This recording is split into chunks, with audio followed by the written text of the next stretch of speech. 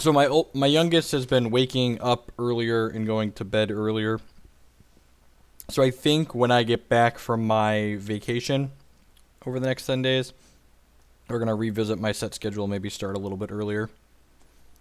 If he's been consistently going to bed about this time for a few hours, so we're playing the Blood Ruby Dark Spire deck again today. This is a pretty easy mulligan into Sketchy Keep. Yeah, I'm gonna keep. We're on the draw, right? Yeah, we're on the draw. I think this is probably better than 5.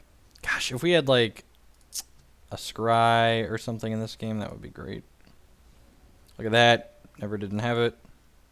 And like, so keeps like this, I think a lot of people don't keep hands like this enough, especially on the draw. And like, this is like mulliganing theory where you have to say to yourself, what do I think is a higher probability of happening? Do I think I have a better chance to draw some shards with this 6-card hand, or do I think I have a better chance of having a 5 that can win the game? So like, even if this hand doesn't get there, it doesn't mean keeping it was wrong. I think the assessment that against a deck like Kagalichu, that's generally going to have a lot of grindy elements to it, the fact that we want to keep the fact that we want to look for hands that are, you know, can play a reasonable game is big.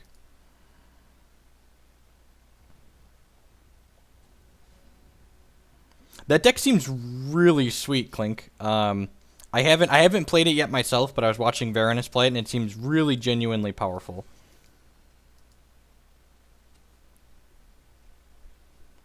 Yep. Yep, it comes, you can see it. Yeah, I'm really happy with the sub icon. The Hoogie icon, like, is very small difference, so... Is there a link to this deck? Is it on Hex Meta yet?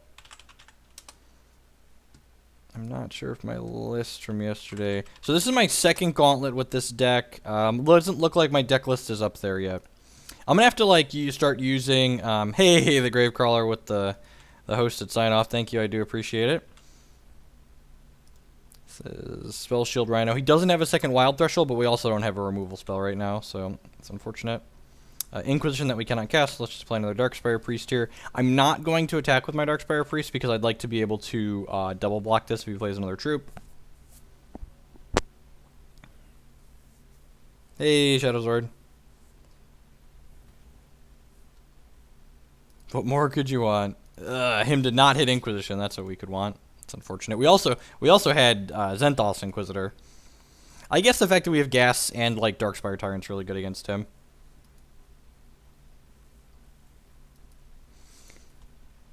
We do have a little bit more magic coming. Like I said, I mentioned in my post, I don't think that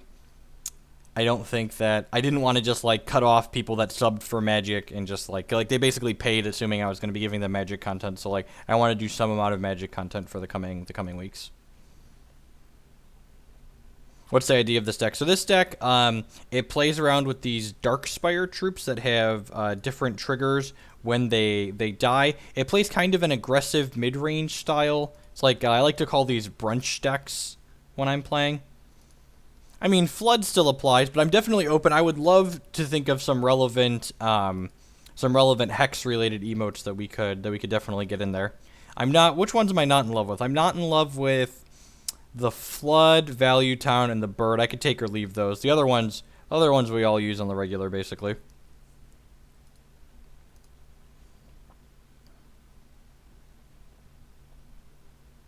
Alright, and my Darkspire died, so we get to find another Darkspire here.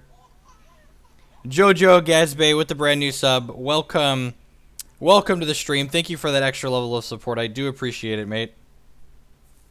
Yeah, the Flood symbol definitely still applies. It's still applicable. So I'm going to go ahead and play Quash Ridge Rumble here since we have Orcs and get another Blood. Let's activate Karnak here. Okay, so we have this in a couple of turns. I'm going to jam my other Darkspire in here. And we've played a bunch of Heat Waves and Extinctions in this deck, so all of these Darkspires do things when they die. And this one either fetches a Darkspire out of my deck or makes our opponent discard a card. This one either does 3 damage or fetches a Darkspire out of my deck. And this one either does 2 damage for every Darkspire in my crypt or draws a card for each Darkspire. Oh, look at that. And that one searches up a guy. I'm going to grab another Tyrant now that we have a 5th shard. A shard that makes a temporary resource would be great. That's fine too. So let's go ahead and take this and get a second ruby. We don't actually need a second ruby, but we don't need a fourth blood either. So just like playing it so he might play around. He might play around it would be nice. And we're just going to keep grinding him out here, basically. Like, we're going to play. Eventually, these Dark Spires are going to either do a ton of damage or draw us a ton of cards, and our opponent's not going to be able to keep up.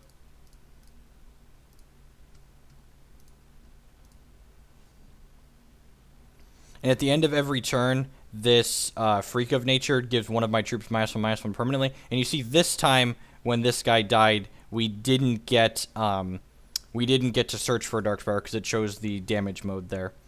All right, well, let's play my Tyrant out here. Yeah, so this deck, the deck that we're playing, I 5-voted a Gauntlet with it yesterday. It went 7-2 in the 5 Shards Blood Cup, so that's a very respectable record in a large event. Look at that. God bless him. All right. And our opponent sequenced that incorrectly because he killed my guy during my main phase here, so I have a chance to play my Zygomots game. I think, do I want to play this yet? Do I want to play game? I'm just going to pass the turn for now. I don't want to accidentally game one of my own Dark Spires here, because if I game my own Dark Spire by accident, he could just have a kill and then attack through my Punisher. You got a Wild Shard back. Yeah, opponent's probably not going to be able to keep up with, like, Monsoon into another Dark Spire Tyrant. So people that haven't seen some of these cards before, what Monsoon does is, while this is tunneled, we get to, basically, any of our troops that die while Monsoon is tunneled, sorry, it's more complicated than that. This card's a wall of text. So any troops that we play while Monsoon is tunneled get a counter on them, and then when Monsoon comes into play, any troops that we have, you know what, I probably should be attacking with this one at least, or maybe the bigger one. Any troops that we have with counters on them, oh, that's gross. He gets my Darkspire Tyrant. And that makes this Tyrant a little worse. Oh, Zenthos Inquisitor. Ooh, that's really bad for us. This card's very powerful in playing my Blood Sapphire deck. There are 4 Monsoons in the 75. We have 3 in the main and a 3rd in the board. I guess that maybe I should have Inquisitioned last turn. I don't know. It's a tough call. Really like to draw an Extinction. We have 4 of them. I guess let's start with this and draw a card from here because we could hit Extinction. Zygomots game. I'm going to start by Inquisitioning my opponent here, see what he's got left. Has an Extinction of his own, does not want to play it. Let's game, see what we get. Okay, let's game again. Alright, and we get to fetch up a Dark Spire here. Let's game again. And killed his Freak of Nature. That's unfortunate. This is now an 11-11, though. So we've got that going for us. Monsoon's coming out here soonish. When this dies, it could just kill our opponent. I'm just going to go ahead and pass the turn here. You can't figure out how to use hex meta. So to use, we did start a little bit early. Sorry, I was clicking through a bunch of things and not responding to things in chat. Let me catch back up here. How big is Gallows? Now, Gallows is huge. It's an 11, and our opponent's only at 16. So Gallows is definitely going to get scary real quick here.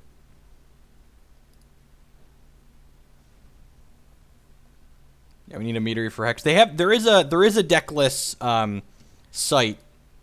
I just need to go ahead and get my stuff on it, and that's one of my goals. Yeah, I had starting early today, Speed. I mentioned I'm probably going to be restructuring my stream schedule when I get back from vacation.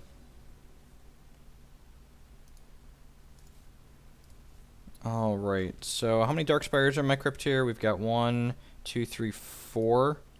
So yeah, I'm just going to go ahead and ship with... I'm going to ship with both of these, actually. Yeah, I'm just going to ship with both of these. So, Killer, sorry, I wanted to answer your question as well. How you use Hex Meta is the best way to do it if you're looking for constructed decks. You want to filter for gauntlets and then filter for decks with 5 wins. Decks with 5 wins are the maximum amount of wins something can get on there, so that's the one you want to look for. We have a Gallows Ghast here that's now a 12/12, so I'm going to go ahead and play out another Darkspire Tyrant here.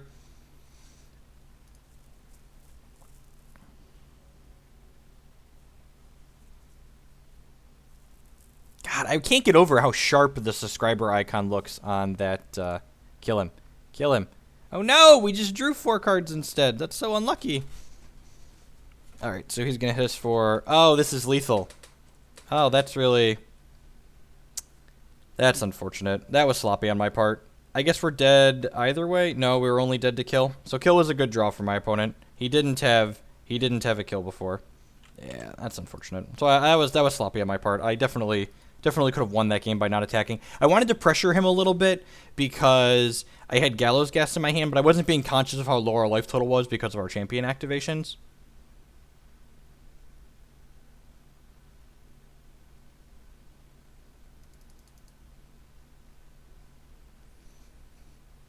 Alright, let's get some kills in here. I don't mind Monsoon against a deck that has a lot of removal in it. So Inquisition I don't normally love in these like Blood Mirror matches, but like my opponent's definitely bringing in closed coffins against me most likely. So I think I want that access to that still. Yeah. So this card gets 1/1 in your hand every time something dies, and we've got a gem in it. So when it comes into play, it deals damage to my opponent equal to its power. So, why do I look at gauntlets as the community tournaments? It's just easier to tell people to look for gauntlet decks than it is to say look at the community tournaments. No, this is a permanent sub icon, and they're mostly just going to be hex days from now. And Bardic, if you didn't see this Bardic, check this out for sure.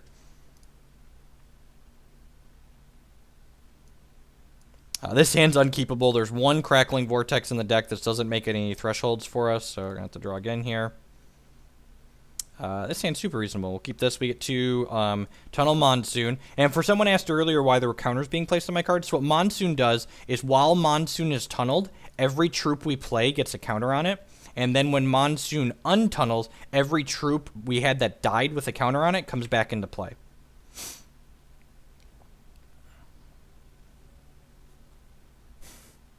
Sorry, Dumos. This icon looks sharper too. Like it reads better what it actually is.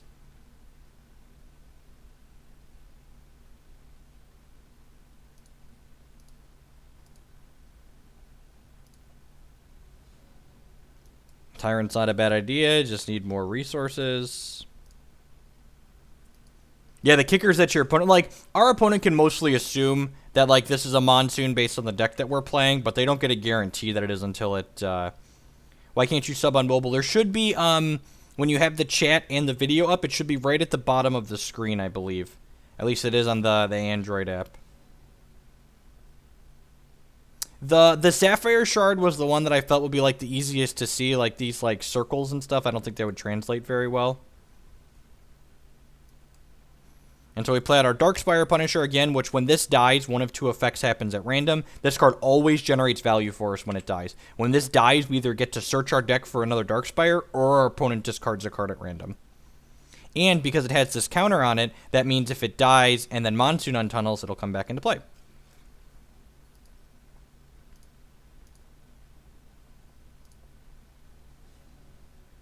Going to play our Punishers out here. And again, I'm not going to attack in with this Punisher because I don't want him to be able to play a single kill this guy off, and then crack me with a Rainier Hierophant.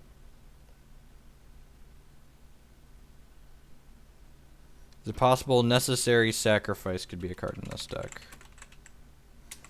Not sure what that is. So let's check that out. Necessary Sacrifice. Sacrifice a troop, draw 3 cards. That's pretty expensive. It's powerful, but it's pretty expensive. All right, he drew Vampire Princess, which means we really want to draw a shard that makes a temporary resource next turn, so we can just jam this Extinction down his throat. If we jam this Extinction next turn, I'm pretty sure we just can't lose this game. We'll be hard-pressed to lose this game. All right, sweet. So let's play this and jam the Extinction, which means both these Dark Spires trigger, and they'll be coming back when Monsoon comes in next turn. So...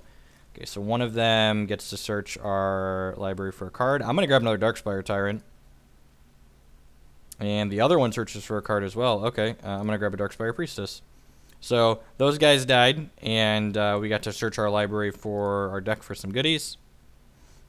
He's pretty fun and interested in Hex, but I don't have gobs of money. How expensive Hex to play competitively? Arguably the best constructed deck in Hex right now costs like $105 to build. My buddy Matt just built it. There are also some reasonably powerful tier 2 decks that cost significantly less than that. Check this out for some links to some reasonable budget decks. So I'm going to go ahead and ship in here. And this card is reasonable all on its own, too, because in addition to all of the tunneling nonsense that it does, it also is a 3/3 with Rage 2. So every time this card attacks, it just permanently gains 2 power. How much does this deck cost? I think this deck is in the median price range. It's about $150, I believe. And I'm going to go ahead and play out another Darkspire Punisher here because, again, even if my opponent sweeps the board next turn, all of these cards generate value. They either make him discard or we get more Darkspire out of our deck. Yeah, the Boris deck he was playing last night. This version does not have any Vamp Kings in it. Correct. It's super reasonable for a Magic player. I agree. Which is funny, sad, I don't know. It depends on how you look at it. Alright, so you saw my opponent had to discard a card there, and we get to search for a Darkspire. So let's get another Priestess here.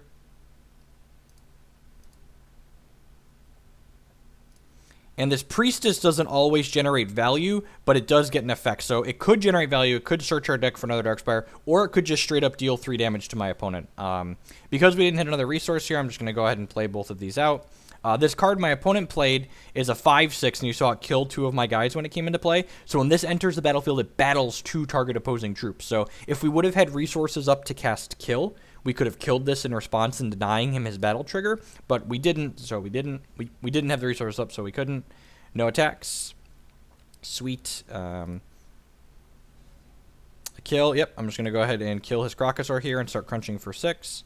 And this deck really puts your opponent into bad spots because often in the late game, once you've pressured your opponent a little bit, you'll get into positions where they need to kill all of your troops, but things like Darkspire Priestess could deal 3 damage to them, or Darkspire Tyrant, when this dies, it has the ability that maybe does 2 damage to them for every Darkspire in our crypt. So, like, you know, you can see here we have 3 Darkspires on the board, and we have 1, 2 more in our crypt. So, like, if our opponent casts Extinction while this card is out in all of these, he could take, you know, up to like 10 damage. But prettier, less buggy, and fun. Yep. Cast Extinction. Okay. So, how many damage is he taking? So we get to search. Let's grab a Priestess. And my opponent discarded a card. So 2 of them found new troops, and then 1 of them made my opponent discard 1 of their cards. So, like, we literally have 7 cards in our hand in our aggro deck.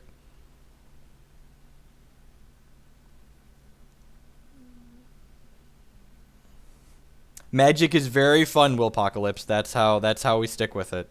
Magic is a very good game. Hex is a very good game as well, but Magic's pretty great. Oh, that's unfortunate. I always forget, so this is only my second gauntlet playing this deck. I always forget that this card is triple blood threshold. That's really unfortunate. I think I chose a second ruby at some point too.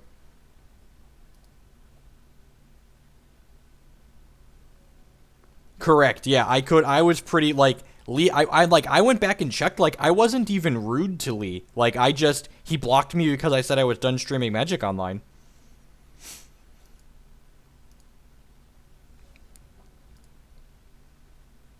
Well, we'd definitely be winning this game if we had a 3rd Blood Shard. As is, there are draws where, like, we keep missing the Blood Shard and our opponent gets back into this, but we're still in a pretty good spot regardless.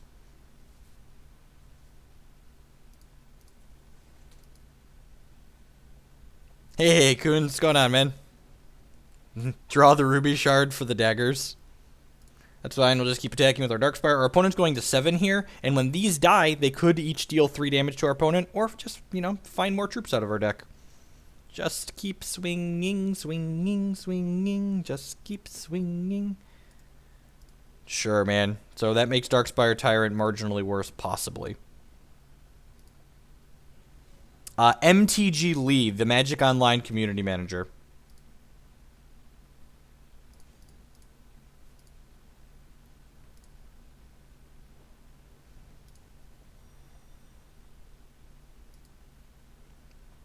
I think my plan moving forward, so I'm going to be having my normal Magic and Hex split streaming schedule through like the first week of July. And then moving forward, I don't plan to regularly stream Magic anymore. Check out this for details. Yeah, possibly Speed. Like, if Varanus is streaming that deck, I think I'm going to let him cover it. Like, I want to play more matches with this. I'm actually 0-2 in this gauntlet, which, if you count the gauntlet, I 5-2'd, like, I'm 5-2 with it all together. And, like, this is the third match, so, like, maybe we'll be 1-2.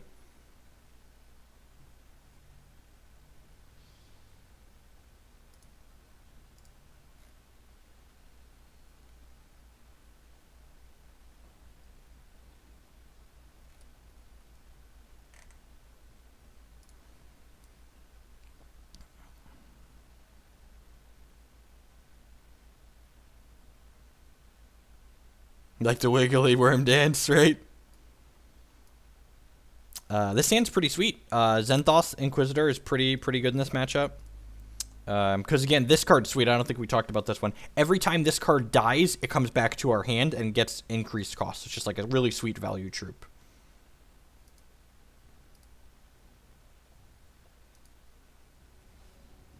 All right, and that's actually a pretty good draw. We get to go ahead and play this as our shard. So the dual shards in this game, most of them don't make a temporary resource. You see here we don't have a resource to use this turn, but that's fine if we don't have a 1-drop. Some of these tribal shards, so this shard here does give us a temporary resource, but it requires us to have an orc in our hand or in play in order to gain a threshold from it.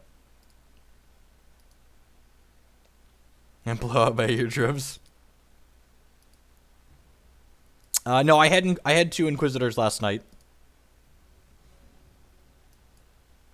I'm playing, I think the only cut I made, like, I cut, like, there was, like, 1 random Vampire King in the main deck of this deck for some reason, so I cut that.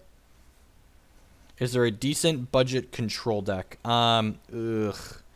So this card is possibly the reason why the deck I'm playing right now isn't very good. This says if an opposing troop would die, void it and all opposing troops with the same name. And this deck has actual 0 answers to this card right now. So when we lose this match, which we likely are because we probably just can't beat turn 3 Closed Coffins, I think we're going to adjust the reserve. So we put some 2 to 3 Chaos Keys in here so we have an answer to opposing Closed Coffins.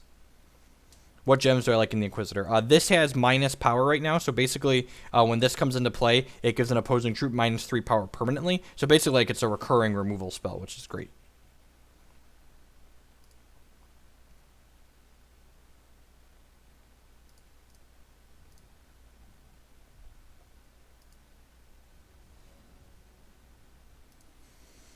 Alright, well, kill was a good draw. Ooh, and that gave my Orc in play Rage. Yeah, I'm going to go ahead and play my Zenthos Inquisitor out, which when it comes into play, it's going to give this Vampire King minus 3 power permanently. Zygamot's game does not hit constants. It only hits artifacts and troops. And now this card, so that shard gave my guy Rage 1, which every time this card attacks, it permanently gains 1 power. There are not Blood or Ruby cards that destroy constants. Void Key is an expensive card that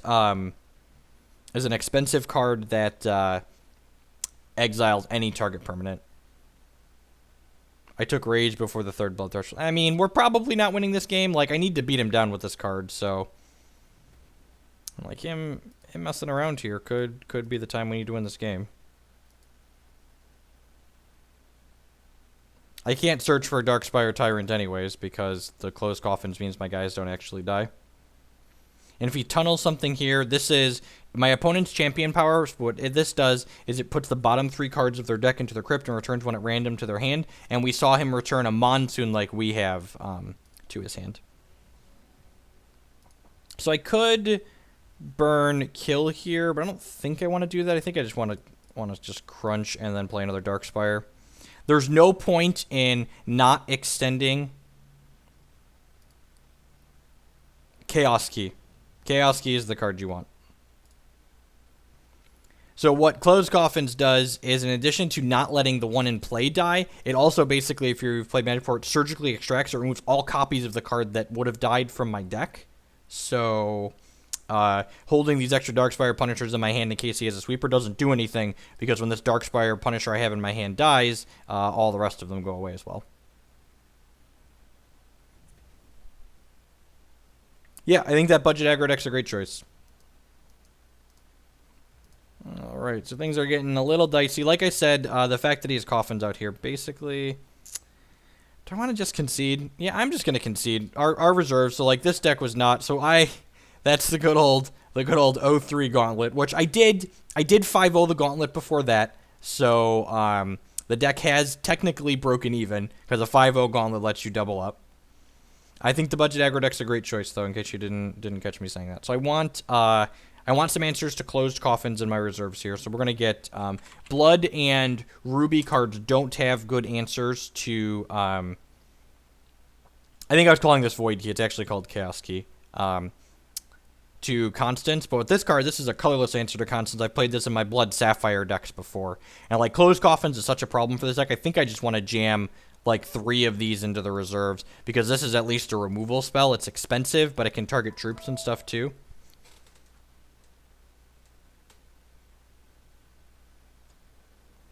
Yeah, so I'm gonna actually cut one of our own closed coffins. I think I'm cutting a kill and then a subterfuge. Yeah, I'm gonna do that and just put jam three chaos keys here into our reserves. I'm pretty happy with the main deck so far, I think. Yeah, I'm pretty happy with the main deck. Let's just fire this up into another gauntlet here.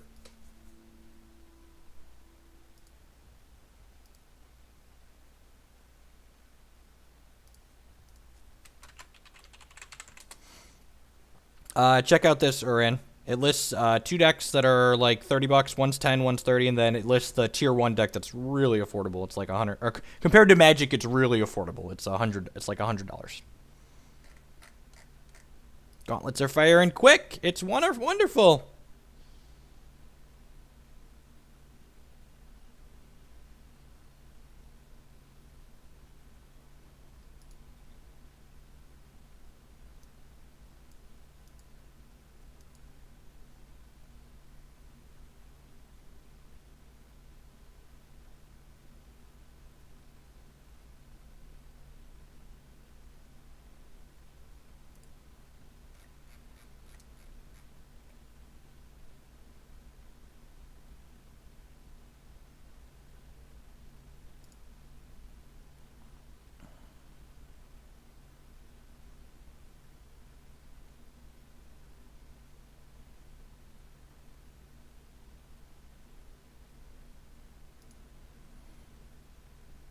Did we just queue into the same person again? I think we did. Oh, because we're in a new gauntlet.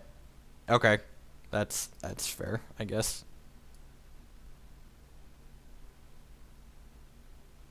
Maybe that was his last gauntlet match too. I think this hand is fine. It's not stellar, but it's fine.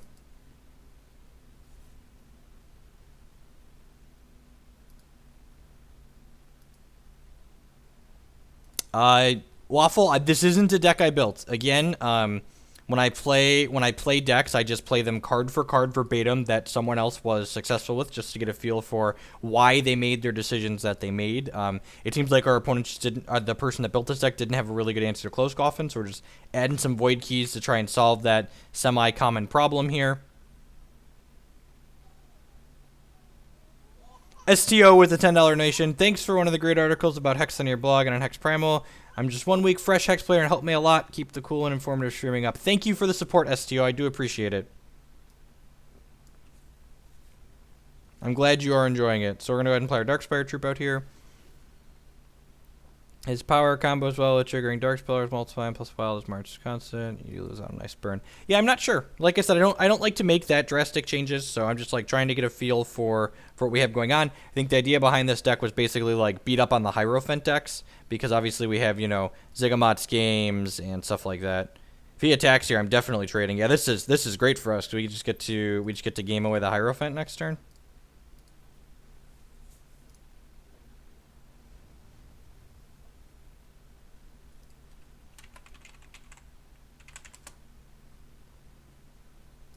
Yeah, Ruby, like we have Inquisition and Extinction in Just Blood. Like you definitely have tools to beat the Hierophant in Just Blood, but like here, this card Spell Shield, but Zigamot's game don't care. Ziggy's like, let's play a game, and I choose the Hierophant. I don't target.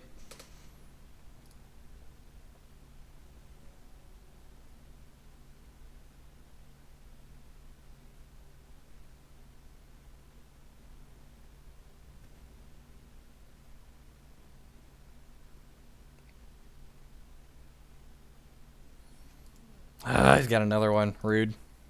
All right, we've got 2 draws here. We've got a draw step for a turn, and then we've got a shard plus a Chronok activation. Is that how you pronounce this? Chronok? To hit an Extinction, a Zigamot's Game, or a Heat Wave. So got 10 answers. That's not fantastic. Yeah, I think I'm just playing Zenthos Inquisitor here. If he has a removal spell, he's gonna have to burn it on this card that comes back to my hand, but he will get to hit us with this if he has a removal spell here. All colors have sweepers. It's basically just Blood has a pure dedicated sweeper right now. Ruby has Heat Wave, which is a 2-cost, deal 2 damage, but this card gets larger when you play troops, so it often gets out of the range of Heat Wave very quickly. No, I already had a Ruby shard. Heat Wave is a single Ruby. So at end step, this card gives one a random opposing troop -1/-1 permanently, which kind of sucks actually, because now the Zenthos Inquisitor is a 2/0, so it's always gonna die when we play it. It's a little awkward. Yep. So I'm gonna play this out. Do I have any Darkspire in my crypt? I have 1 Darkspire in my crypt. I'm going to play out Punisher here, and I'm going to burn this probably. You know, maybe I should just tunnel this. God, that was so sloppy. Yeah, I'm just going to tunnel this. God, that was super, super sloppy. Should 100%. So now this doesn't have a token on it from my Monsoon. Super sloppy play. We're not in a great position because we haven't drawn Extinction, but again, you don't want to focus on, like, I haven't drawn my answer. You want to focus on the things that you can change. And, like, the thing I could have done differently this game is I could have sequenced this so this card would come back. Tunnel of Shame. Exactly. Like, we'd actually probably be in a really good spot if... Well, I get to search up and get another Tyrant. I got that going for us at least. At least our Tyrants are going to have counters on them. Maybe he won't think it's Monsoon. Exactly. Rawr. So I'm going to put a stop during my opponent's second main phase, so that way, in case he, I can kill this Freak of Nature before he gets to his unstep. Right? Kids are great sometimes, you know that? They're wonderful. Next level plays, bluff into thinking. Yeah, exactly. We just didn't want, we wanted to be willing to kill this Darkspire Tyrant. Kill it! It's not a Monsoon, why would I have sequenced it that way? I mean, selling on the auction house is super convenient, so I understand why people do that. So now, I put a stop on a second main phase here, so I can burn this Freak of Nature. There aren't 4 troops in here, are there? There aren't. So, I can burn the Freak of Nature before it gets to his unstep and gives my Tyrant minus power. Alright, so if we get to play Tyrant this next turn, and then draw an Extinction, that would be the nut. Oh, jeez. Woo! Oh, the super slops. Oh, man. Yeah, I'm just not going to attack. I want to leave both of these on D. If opponent doesn't draw Inquisition for this Extinction this turn, we're going to get him. Oh, we're going to get him! So excited! Oh, jeez. So we get to Extinction. Good, no Inquisition, sweet. So we get to Extinction, which kills both of our guys, and then these guys get triggers when they die, and then when Monsoon comes into play, he's going to bring these guys back into play.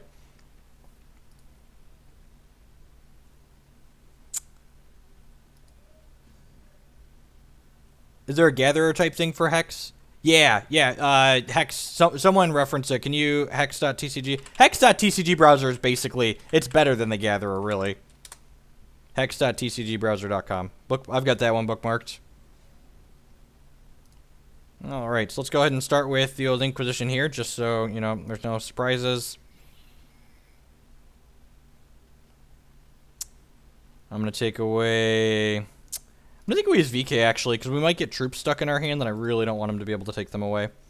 Yep, I'm going to attack first because it's free.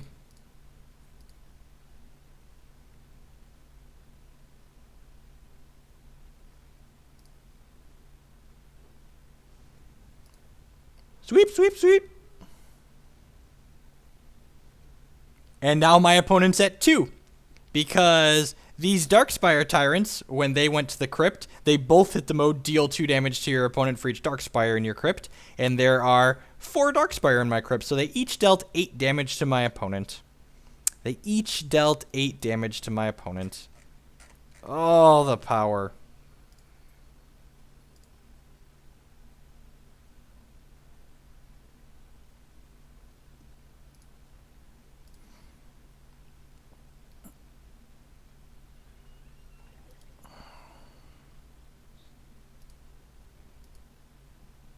They trigger after they go to the crypt, so they count themselves. Correct. Their triggers happen while they're in the crypt. It's very good. And then Monsoon came into play and brought both my guys back.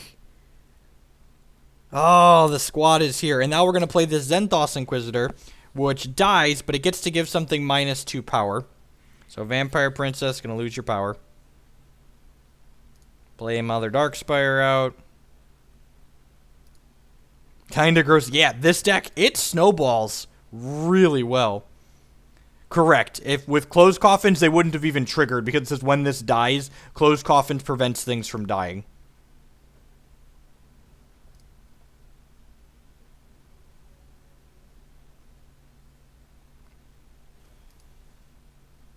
Opponent concedes because my Darkspire Tyrants are either killing him when they die or they're drawing me a fistful of cards.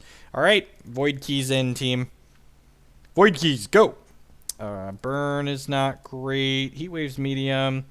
Do I want... Actually, with Chaos Key, I'm going to board the Inquisitions out. I don't like keeping in Inquisitions in these matchups where... I don't like Inquisition against other blood decks, so like we both generally get in the top deck modes. So... And we have Chaos Key to answer. Do I want Crimson Bolt? Maybe I don't want Crimson Bolt and I just want one Inquisition. Yeah, I'll just leave one in. Actually, let's leave a couple. Heatwave's solid medium in this matchup. I'm a liar. Let's split it. Because like Closed Coffins is really a beating for us, so if we can Inquisition, it's probably fine.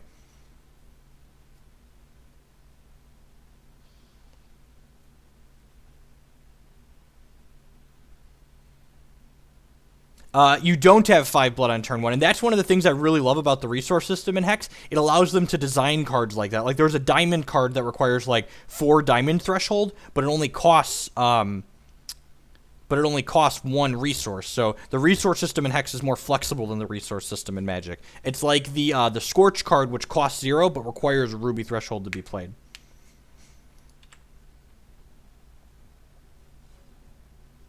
There's Ziggy. We'll go ahead and grab our Ruby Shard here. If we draw Inquisition next turn, it's a little awkward because we can't cast it since Inquisition requires double blood, but we can just play Chaos Key on too.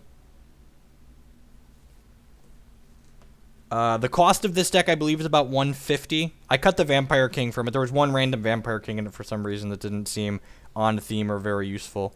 And then we drew Monsoon. If he doesn't have Coffins on 3 here, he's going to be in a lot of trouble. If he does have Coffins on 3, we've got Chaos Key, so we can work towards making it be less trouble, but... Probably has... Oh, just Princess. That's sweet. So,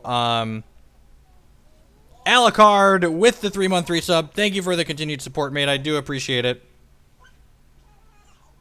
I'm going to go ahead and Zigamot's game his Vampire Princess, because what this card does is every time this card deals combat damage to your opponent, it reveals a card at random from their hand. If it's an action, they get to steal it. So I don't want to let him hit us while we have 2 Ziggy games in our hand.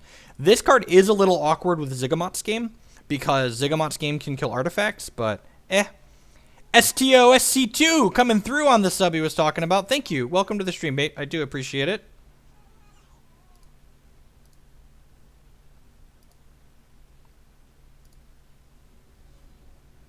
Alright, so I think I'm leading on game here. We have a coin flip to kill our own Chaos Key, but I think that's fine. And we won the coin flip because I'm a professional. Go ahead and play Darkspire out, which gets a token on it from this. Let's play a game, children.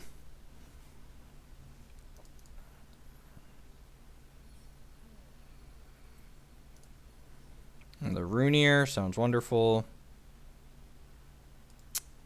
That's annoying. I guess I have Chaos Key to remove that if I need to at some point. The sub sound should have... It's quiet. Okay, I'll turn it up. I'd say it should happen. It sounded like it was happening to me, at least. This turns off our champion power. So I should have activated this last turn. Probably just going to use the Chaos Key on this. I don't know. We'll see. Let's go. I'm gonna go Rage 1 here because I have another thing for Dex with the sub as well. Welcome to the stream, mate. I do appreciate the support. Go ahead and play another Punisher out. We're not going to activate. I should have activated my champion ability last turn because he showed us this card last match. So definitely should have played this out. The reason not to activate it was in case he had like Inquisition or something. But in reality, it was just wrong. Yeah, place around discard. All right. Well, my opponent's going to get a Rhino here, but we're going to get our Darkspire Punisher back, so I'm okay with that trade. The reason why I attacked with this was because I wanted him to spend a removal on this since we have Monsoon coming into play here.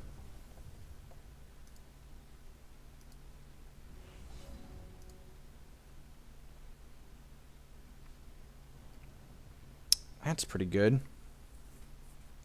So tough call here. I think I need to burn the Inquisition this turn. Yeah, that seems pretty good. So this is a Monsoon. I'm going to play this out for my third Blood Shard. In case we draw or search up a Titan at some point.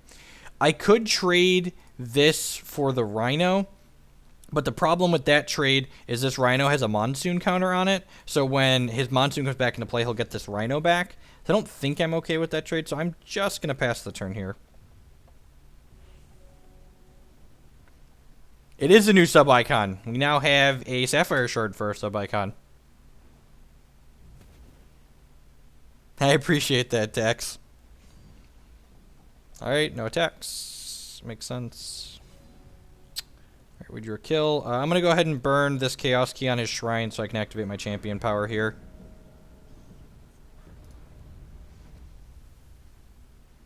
Let me get a shard, which means I can activate my champion power again next turn. And again, just going to go ahead and pass back here because I don't want to trade with his guys because he has a Monsoon on the table.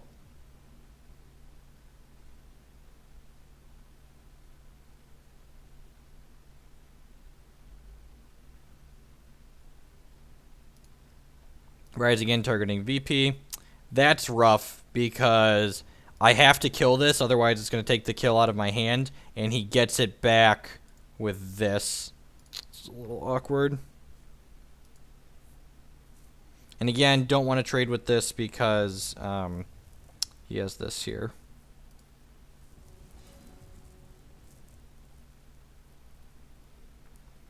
The Hierophant does not have a Monsoon counter. This was definitely in play. Darkspire Tyrant. That's a tough call. So I can't play this and empty the actions out of my hand. Which is super unfortunate.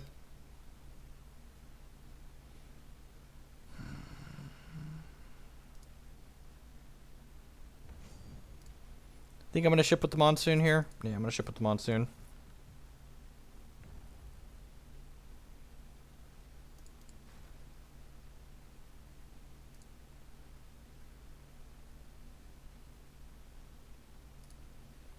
He's jumping here because he gets, I guess he gets the Battle Hopper back with this too. That's gross. Alright, yep, I'm just going to pass the turn here. Maybe I should have burned the Inquisition, although maybe he'll draw an Extinction and want to hold it. That's really unfortunate because now he gets to take my Tyrant away. And again, we have to kill that there. Because maybe I don't have to kill that there. Yeah, maybe that's loose, actually. Yeah, I think that was wrong. He probably still takes the Darkspire Tyrant anyway, so we end up with the same decision tree. But I should have given him the option to take the kill, because then I have the Darkspire Tyrant to play out afterwards. I'm actually going to block here, because I know he gets the Rhino back. Well, maybe I don't. Yeah, I'm just going to take 3. I was going to say, maybe I get the chance to search up another Tyrant, but that's loose.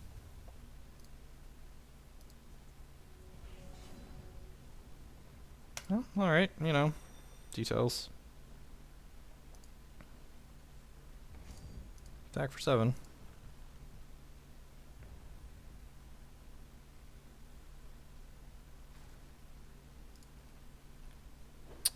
That trade's pretty good for us. I'm just going to burn this Inquisition. And again, this is why I often don't like to have these in my hand in the late game, but it also would have been worse as a Heat Wave here, so I guess maybe it would have been better as a burn. So he gets Vampire Princess and a Battle Hopper back here. Yeah.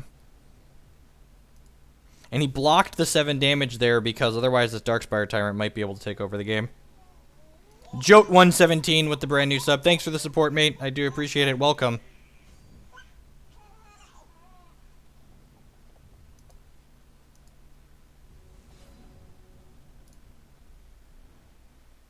One of my guys rage. Despite all his rage, he's still just a rat in a cage. This is rage 2 now. Alright, well, I think we're going to ship with that one.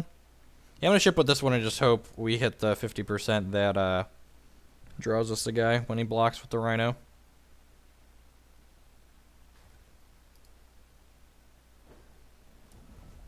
And we did. Sweet. So, you know, our Darkspire Tyrant out of our deck. Won a coin flip. That's good. Probably need to win a couple coin flips to win this match.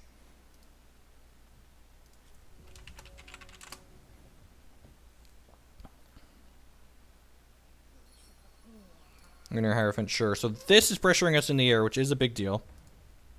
So we have how many Darkspire in the crypt now at this point? We've got 1. We only have 2 in there. That's unfortunate. So we've got 1 kill left in the deck and 2 Void Keys that can take care of this princess beating us down in the air. Ask and you shall receive. Okay, let's hit him with the Darkspire Tyrant here. There are only 3 Tyrants in the deck. Again, I'm just playing a list that went 7 and 2 almost verbatim. I think we're like 6 cards off at this point. I'm going to avoid the Vampire Princess here, because otherwise that card's going to beat us down. And I'm sure we're going to be. He's going to rip Closed Coffins and make us sad here really quick, but I think getting rid of the Princess is definitely correct. It's Chaos Key. I keep saying Void Key. That's what it does. Void Key's descriptive, at least. So opponent activated his champion ability, which returned a Rhino from his crypt to his hand, so it's not all bad. You want to attack? Trade, chump. If he ships with Monsoon, I'm trading with the Darkspire Tyrant for sure.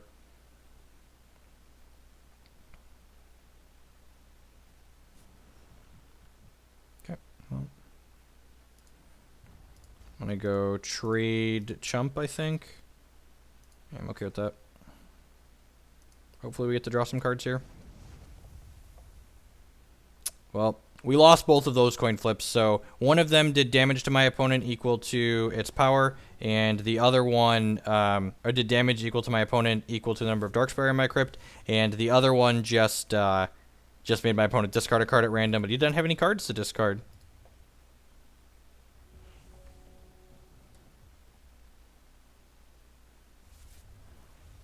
I don't mangle. I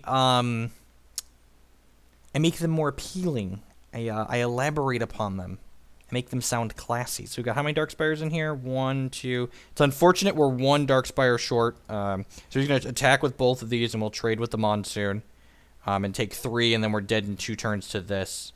Because this card, I guess, if he attacks and we trade, we have a coin flip to draw 5 cards, which would be bad for him. Kill would be great here. Inquisition. Okay, again, this card would not be better as Heat Wave. It would be better as Burn, though, so maybe Burn should be in our deck because Inquisition and Heat Wave both aren't good.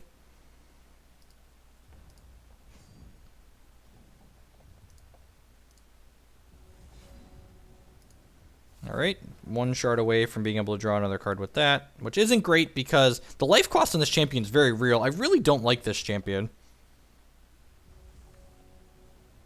I think, no, we're 1 short of this being lethal if it dies.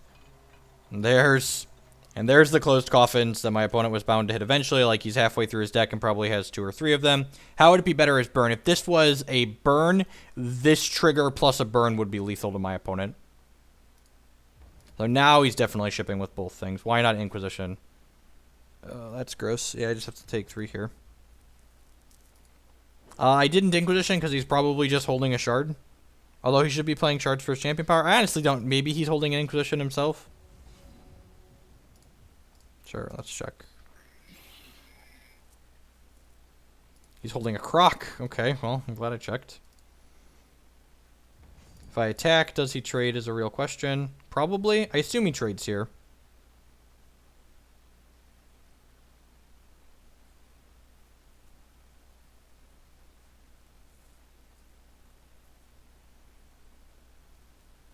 And we're up a game, right? And this, to chump block Monsoon, means he can't just attack us with both next turn, which is nice. So he probably ships with just Monsoon and leaves Rhino back, and then we have Chaos Key and Kill as ways to win the game.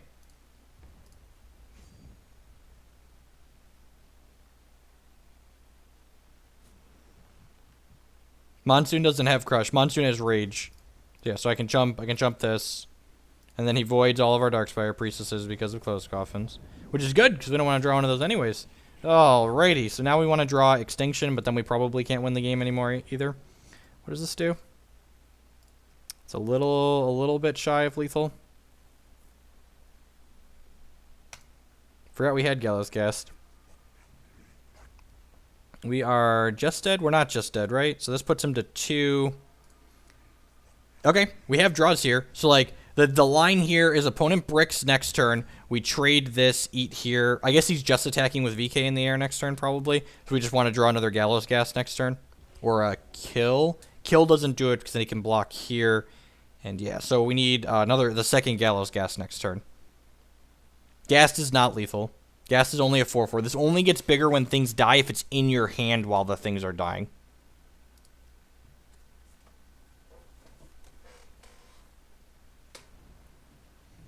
We might want more Gallows Gas in this deck. This card's pretty powerful. Can you swing in with your Tyrant before dropping the gas? If I swing in... Oh, yeah, that was a good line. I feel like he blocks with the VK there. You're right. I didn't give my opponent a chance to make a mistake, and I should have given my opponent that chance to make a mistake. All right. We'll take the coward's way out. Oh, I can't pay 2 life because I only have 1 life. I only have 1 life to give. It is my biggest regret.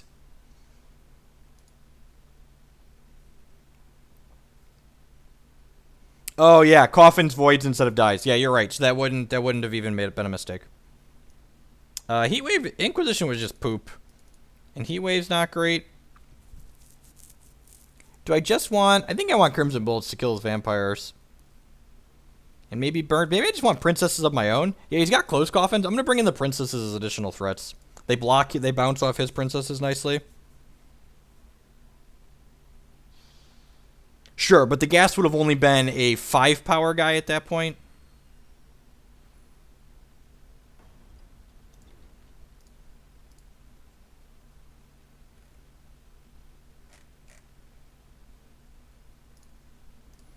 Play first. I would like for you to not have a closed coffins in the top half of your deck again.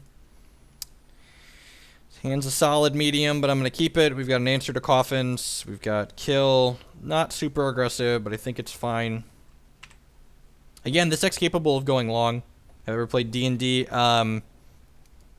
At one point, the house that I lived in during undergrad had D&D campaigns going 6 nights a week. I'm only mostly a degenerate, so I only played 4 nights a week, but there were definitely campaigns going 6 nights a week. Yeah, 1 more blood in this hand's great. I agree.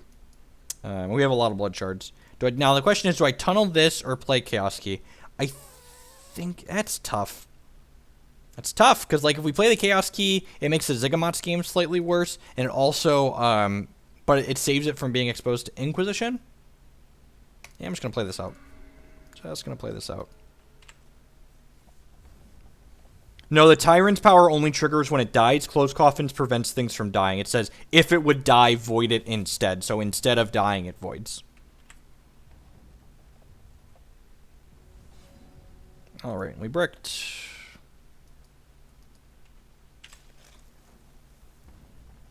It's unfortunate. We kept 2 shards on the play, which, you know, means no guarantee that we're going to hit that 3rd shard. If we hit the 3rd shard in a reasonable amount of time here, we're probably going to be pretty well off.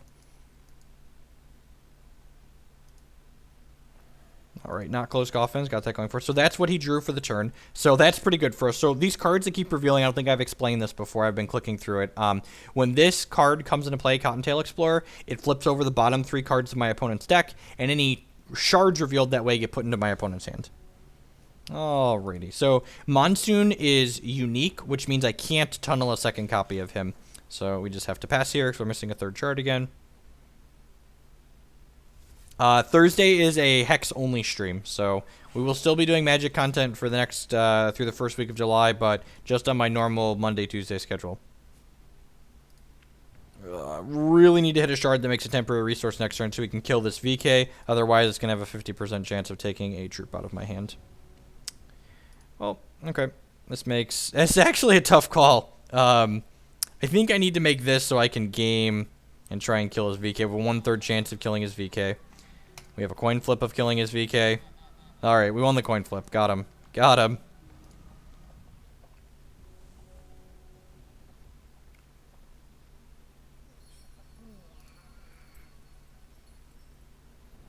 Ugh. And now he has a spell shield. So we used up our Zygomots games on his non-spell shield guy. Now the spell shield guy comes down. We can't even pull to Extinction as an out here because we don't have double blood.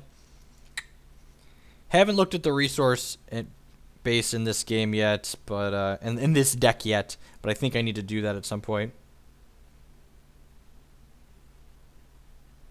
2/0 shards. Maybe. Lotus Petal type effects are scary. Like, fast resources are the easiest way to create busted effects in games like this. Alright, well, that card blocks at least. And it has a counter on it, so it comes back next turn with Monsoon, which is nice. Note, we have 4 charges here, but my champion power requires double blood threshold to activate, so I can't actually use my champion power right now. That's really unfortunate. Now I can't jump with this. Actually, I think I am jumping with it. I don't get the power and it voids, but I don't think we're winning if he just gets to, like, make a bunch of rhinos here. Especially rhinos that, like, come back with his Monsoon. So we lose a bunch of those troops. Blood Shard or concede? I gotta wait, you gotta do that. Blood Shard or concede? Yeah, I'm just gonna... Well, I guess that gets us closer to avoiding this. Maybe if he doesn't have removal, we have a chance here. Once we have a 3/3 to block his 3/3. He's probably just going to play another troop and then crush us. Hey, coach.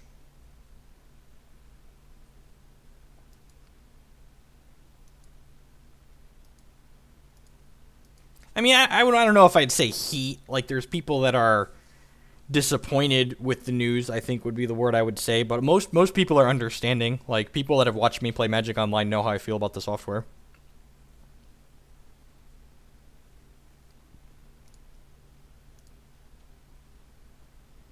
Alright, and that puts a troop back into play for that. Yeah, I'm just gonna pack it in. Let's play something. Let's play someone that's not Alistair on his closed coffin Kaigulichu deck. The Kaigulichu matchup for this deck's probably pretty difficult, especially when they see coffins. Nice, corpse.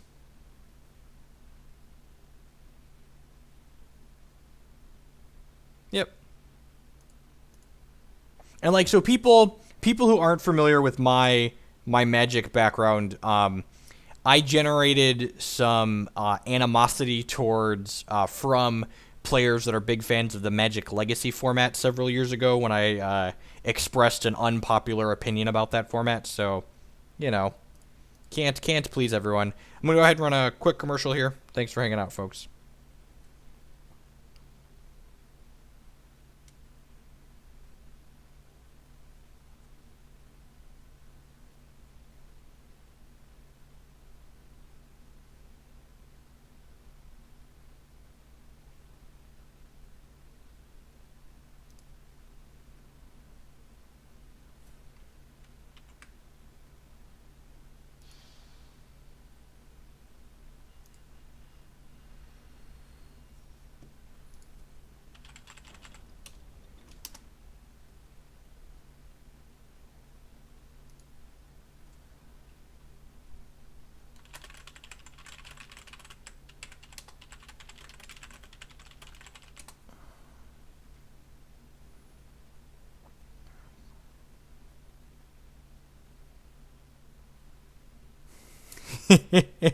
Yep, Immortals.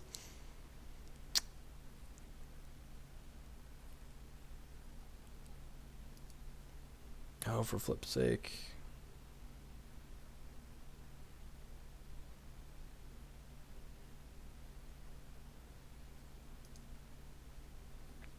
I'll wait for the commercial to finish running. So my subs don't see commercials. So it looks like it's about done. Sweet. All right. So, opponents playing Bombus, which means Burn, Heatwave, and Zygamot's game are really good. The problem is this shard doesn't make a blood threshold without an orc. But, like, we could either draw an orc or we could draw a blood threshold. So I think I'm going to keep this just because it's really good in this matchup. And honestly, this is one of my favorite things about Hex. The fact that you get to make educated mulligan decisions without seeing your opponent play a card is wonderful. I think it's a great dynamic to the game that allows you to reward players that understand what's going on a little bit more. Someone asked about Withering Touch versus Inquisition. I think Inquisition is much better. You want to take out problem cards like Hierophant and Troublesome Troops on occasion. So this card, you saw a little animation go off of my opponent's card there. This card prophesies the next card in my opponent's deck. So it when they play it, they get to draw a card. Now the question becomes, if we brick on hitting a orc or a shard this turn, do I play this out as a colorless resource? I think I'm supposed to. It's a tough call. The third Monsoon was what you could call a poop-tastic draw last turn. I think I'm actually just going to Zygamot's game, hits 1-1, and hold this shard for now.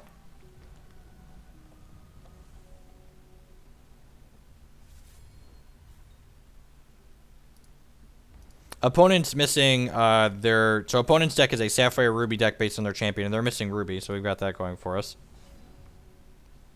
Burn. All right, well, now I'm going to play this out. I don't think I can wait again.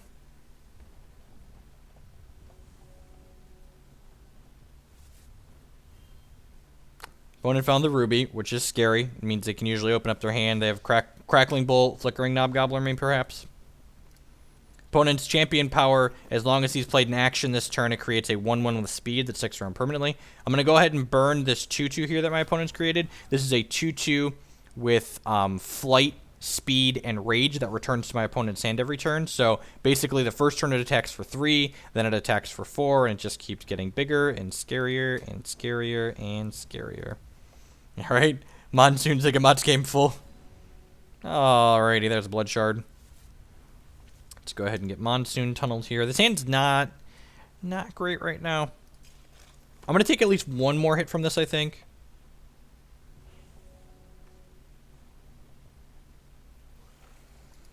I mean, I expect some subs to unsub, but we also had several new Hex subs today, so it'll be interesting to see where my sub count balances off at. I'm expecting it to be lower, slightly lower than the 3 digits worth of subs I have right now, but again, like I am very fortunate in life, and I can afford to. Twitch is extra money for me. It's nice because the more money it makes, the more time I can spend doing it, but I'm not going to not be able to eat or not be able to feed my kids because, you know, Twitch doesn't make X dollars.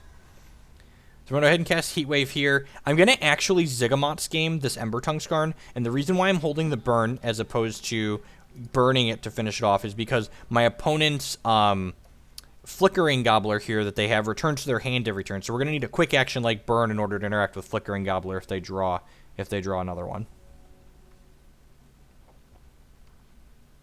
I do currently have over 100 subs. In fact, I am solidly into the 3 digits worth of subs. And I am very grateful to all of them, and I appreciate everything they have done for me. Well, that's awesome, Immortals and Feeling. Yeah, we've had a lot of people that are like, they understand and like they play Hex 2 now, so that's great.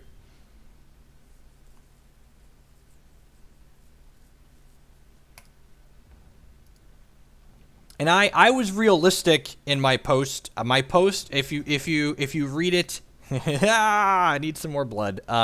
If you read my post very carefully, you will see that I said that I am removing Magic from my normal scheduled streaming cycle. I do still plan to. I will still do Magic on occasion. Like maybe once a month we'll do a Magic stream on the weekend. But my normal midweek streams that are happening, 2 to 3 times a week are going to be all Hex from now on. Hey, Coach, thanks for the new sub. Welcome. Thank you, mate.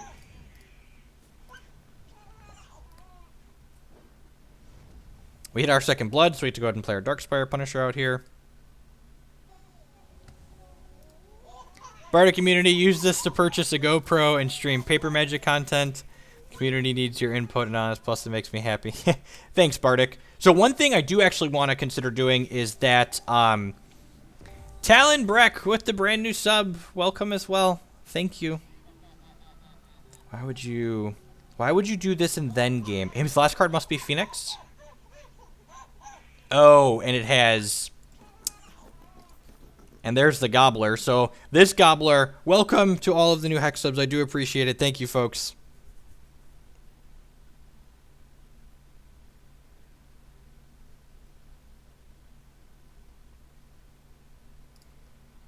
So I'm going to go ahead and put this into play. And this card we really need to kill because you can see here, this one says whenever you play it, draw a card, which it gained that from Lanupaw's site. So this card modifies the text on card. Just one of the sweet things that happens in this game. So let's go ahead and kill this. With Monsoon dying, we're actually losing the race. It's a little unfortunate.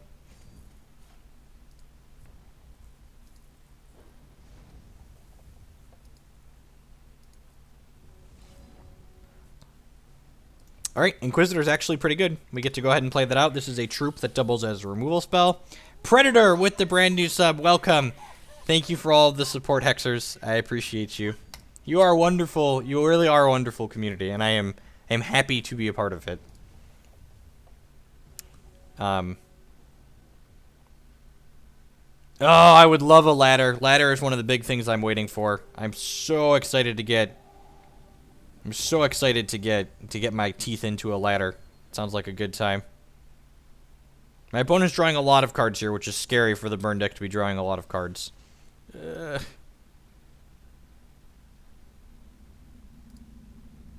Hexers, if you have any idea... I think we're dead here. Yeah, we're pretty dead. We don't have any draws in our deck that are going to be able to keep up with all of that. Shift 1, leave MTGO, join Hex, right? If any Hexers have good ideas for Hex-related emoticons, I definitely want to get some of those in at some point, too. All right, so we're going to bring in the Vampire Princesses and the more burns and the extra Crimson Bolts here. Winged Nazgul, welcome. Thank you, I do appreciate it. Welcome to the stream, folks. My adorable children and I all appreciate it. Starting the first week in July, all of my weekday streams will be Hex.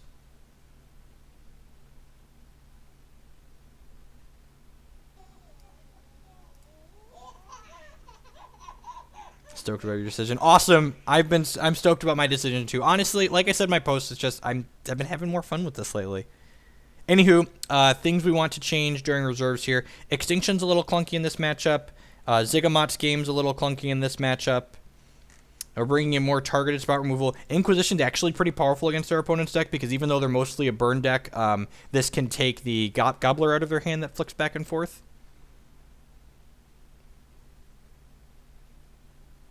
Can you do that in Hex, or is that also a flaw? You can't do that in Hex, but the difference between Hex and Magic Online is that Magic Online is supposed to be allowing me to play Magic on the computer. When Hex can't or doesn't do something like that, that's just how Hex is all the time, everywhere. When Magic Online doesn't do something that you're able to do in Magic, it's falling short of what it's supposed to do. And that's my opinion. At least people are welcome to disagree with that opinion, obviously. But that's my opinion on that matter.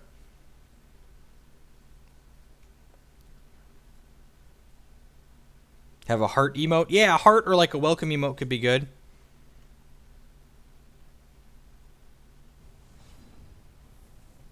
They're solid upgrades for the deck.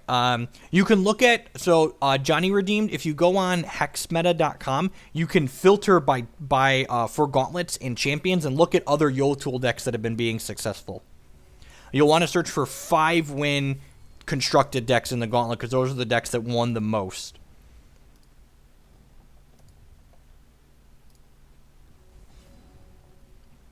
There aren't any toolbox-style decks in Hex, and in all honesty, I would not mind if there's never Talonbreck, it came up. I think you might have missed it. It was I read it, and it was $25, and I really appreciate that support. It did come up though. So we have an Inquisition here. Opponent's got a bunch of removal and a Sunsoul Phoenix. I think I'm... Taking the Phoenix is dangerous. So this card, he can return from his crypt to play when he piles 6 actions into the bin. Darkspire is kind of a toolbox deck. Yeah, I guess. But, like, the toolbox is really limited. The problem... I don't think I finished my talking about tutors. Because I was relevant. So I'm going to take the Crackling Bolt so he can't Bumblebot me next turn, because Crackling Bolt gives him a charge. Anyways, toolbox decks in Magic toolbox cards are inherently some of the most broken cards. Like fast mana and toolboxes are some of the most broken things, period, because of the things that they enable you to do.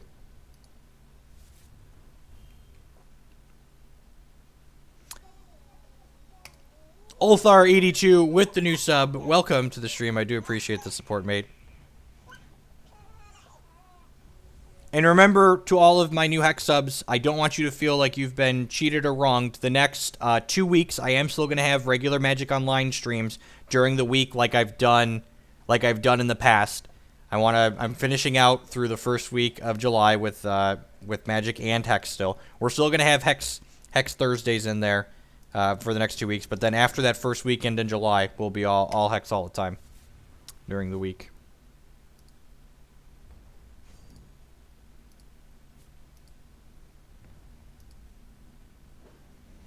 So my opponent casts a Transmogrifade, which this card transforms a troop into a random troop or artifact or constant that costs 1 less. So he turned my Monsoon into a 2/2. And I'm going to go ahead and activate my Champion Power here to draw a card. Yeah, so toolbox style decks, for someone who asked, toolbox are basically decks that play like tutor effects, like search your library for this specific type of card effects. So you can like play a bunch of one-of cards and search for them with your tutor.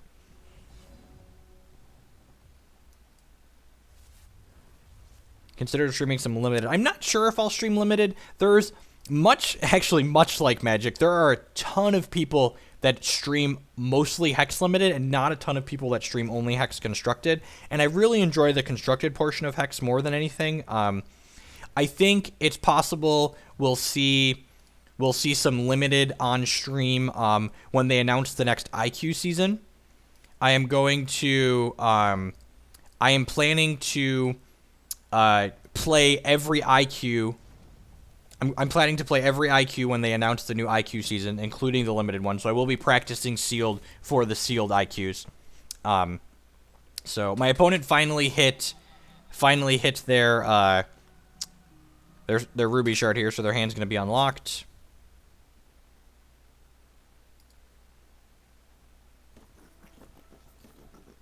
Yeah, so the only way I intend to start playing limited is I might do some sealed practice on stream when those IQs come up.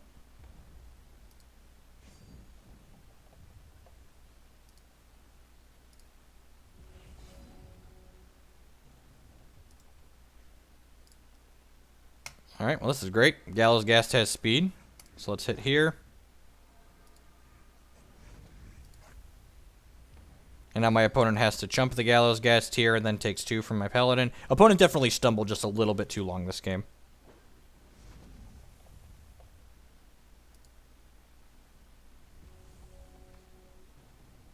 I definitely want to keep playing. What's the best way to accumulate cards needed for good decks? I believe the best EV in terms of grinding is playing the Frost Arena, is the highest gold to time ratio.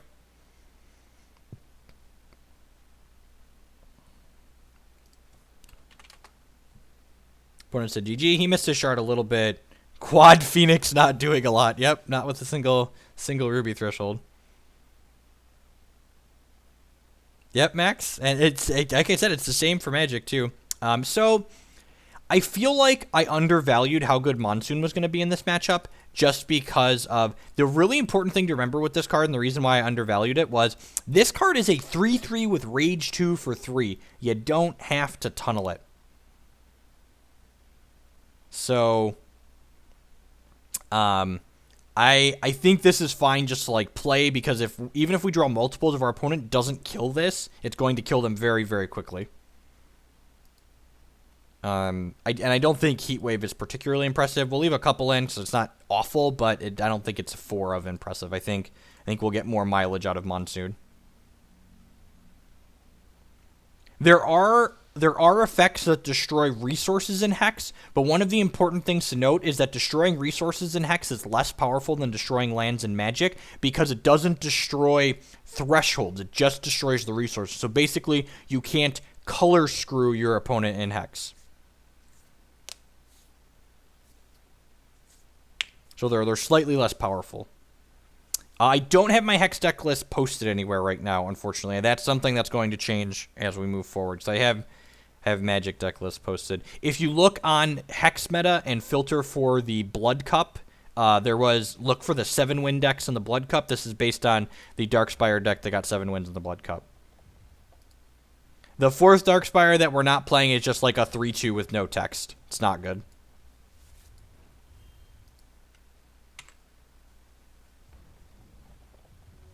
Yeah, Reese got much worse with set 4. And that was intentional. Reese was very powerful before. I think set 4 was definitely intended to nerf Reese a bit.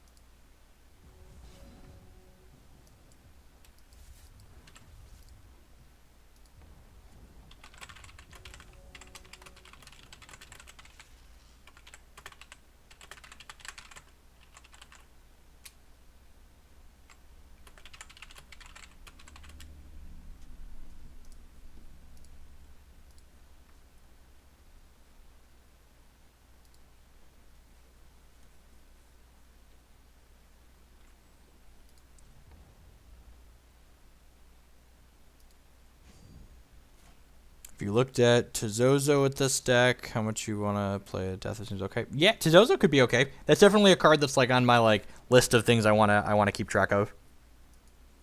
Ooh, opponent's missing their 3rd shard. That's good for us. Let's play this and play Darkspire out here.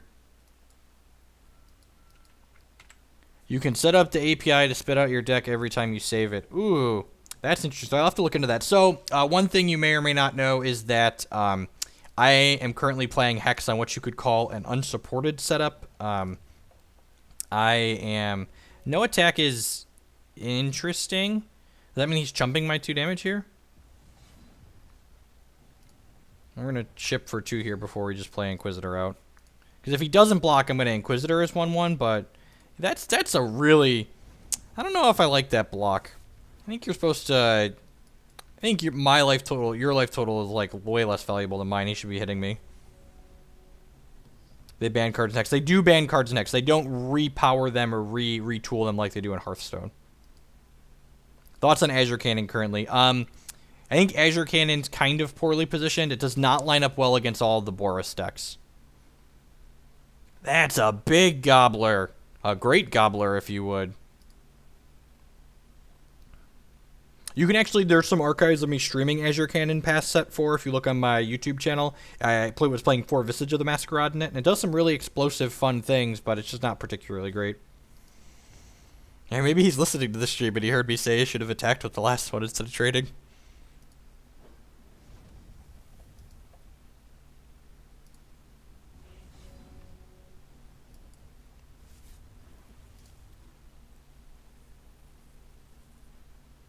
Opponent, that 1 card I wanted to keep. Alright. Yep.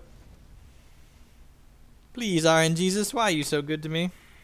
I should have attacked first here before I did this, but it probably doesn't matter. I guess if he has burn, he's more likely to burn this. So yeah, this was a little sloppy.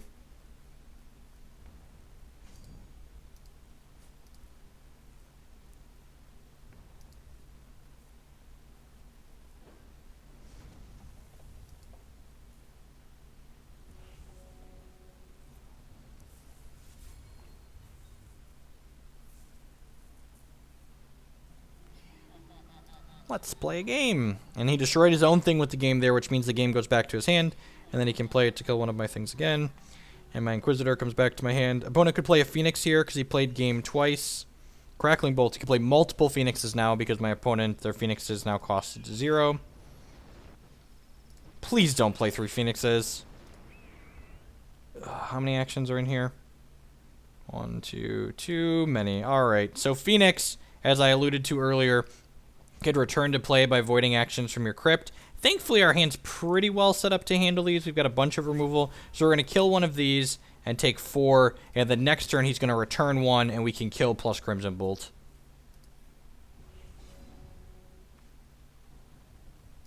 I'm not going to play this Inquisition out. We're not going to get a lot of chances to use this Inquisition profitably, but I think Crimson Bolt plus kill on the 2 Phoenixes next turn is more important than trying to get value out of this Inquisition.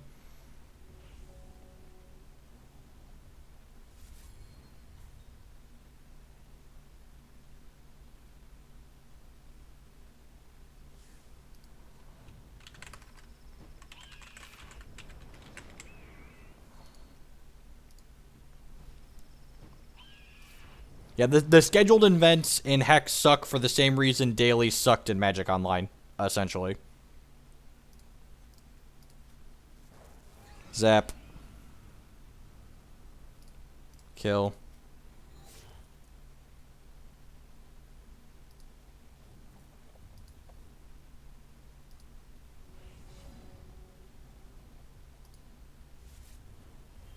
Alright, well. Show me the shard that you're holding in your hands, because this card's not getting... I guess I could hold this... Oh, oh wow. So he messed up there? Opponent must have been F6'd. Or misclicked. What the fuck am I doing? Yep.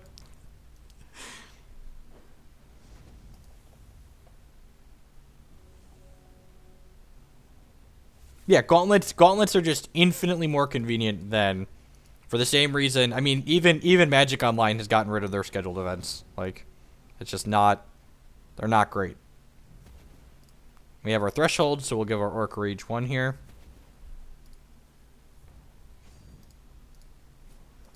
My wife and my oldest are home. I'm just going to play this Inquisitor out, just to, like, get power on the table. This is a 2-turn clock now.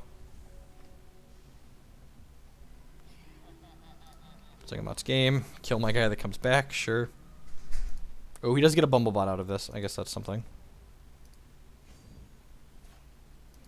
If you're looking for a control deck, you should take a look at the Blood Sapphire deck that I've been playing. I don't think the Wintermoon decks are particularly good right now. They have a really hard time with the Boros decks. Ooh, candy.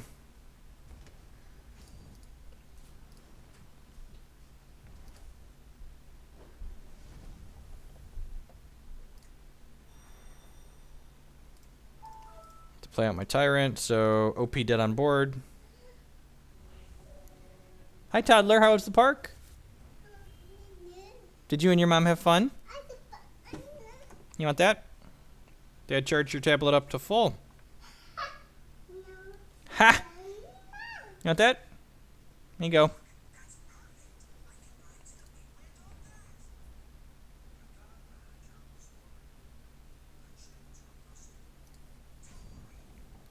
Yeah, the Wintermoon decks last season were really good.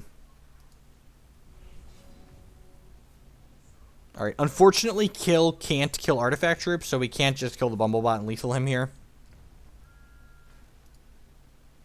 Still in a great position, though, obviously, so let's play this.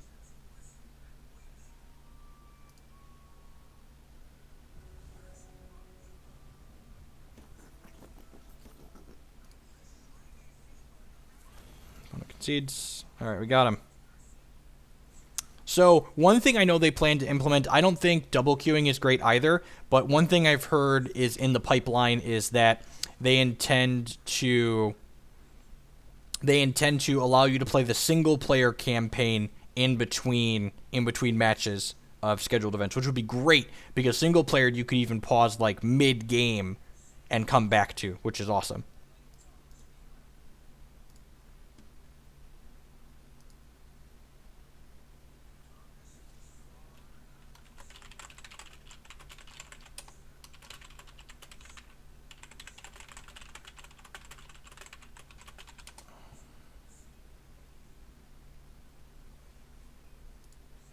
I don't remember who kicked that around, but I think that's a plan they plan to have at some point. But yeah, campaign, because it also showcases the PvE side of things, and you can create like wacky, obnoxious things to do in the campaign to play in between. That would be, I think that would be awesome. It's probably fairly difficult to implement, so that's like one of those down the line things after ladder and like other stuff. It's probably fairly low priority, but that would be the ideal solution, I believe.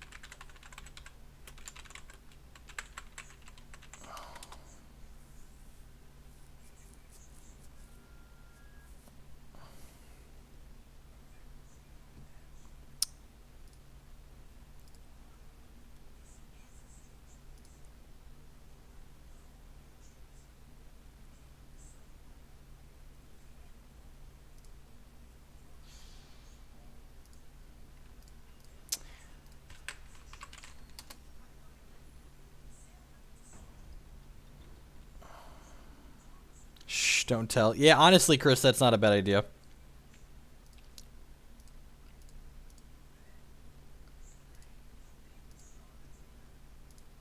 I could even really cheat and use my wife's account. I mean, I would never do. As she says behind me, I'm changing my password. All right, so opponent could be a mirror match, could be anything. And keep this hand.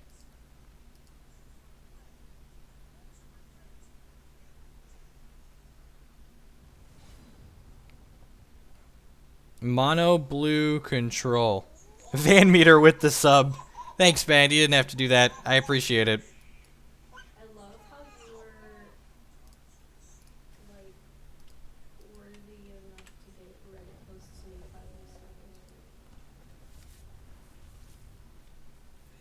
Just pretend you're a Kickstarter, they'll never know. Account blocked by the wife, right?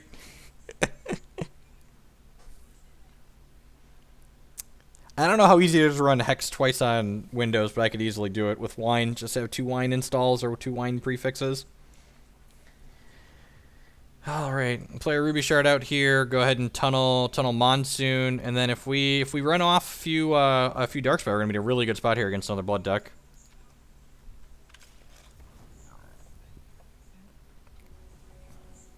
Yeah, that's true.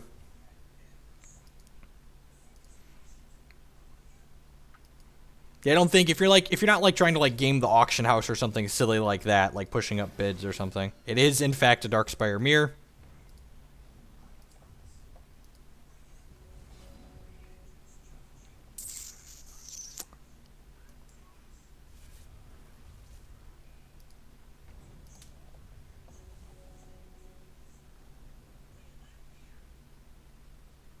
Yeah, so Hex Primal is a third-party site. So if you're familiar with Magic, Hex Primal is kind of like Star City or Card Hoarder or MTGO traders. They're not officially affiliated with Hex, but they do sell the cards. So Hex Ent only sells booster packs. They don't actually sell. They don't sell singles directly. This is an AA Punisher. Okay. My Kiki Court article will be going up on Card Market tomorrow. I publish every Friday. Blah.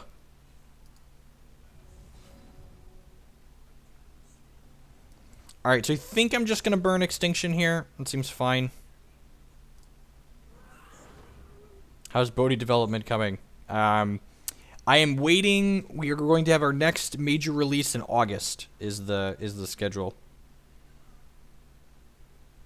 Ugh, did he get to search twice? We lost both coin flips? Rough. We did lose both coin flips. So, again, opponents, this is a mirror match. I actually played a mirror last night, too. When his troops died, he had a 50% chance of searching for new ones. So that's what he got to do there.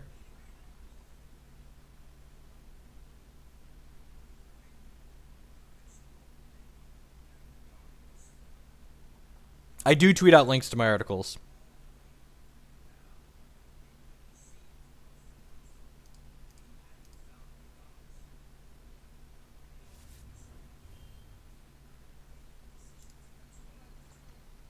So not exactly a mirror. Opponent does have different cards in their deck, which I guess is unsurprising. Someone else mentioned possibly playing Tizozo in a build like this.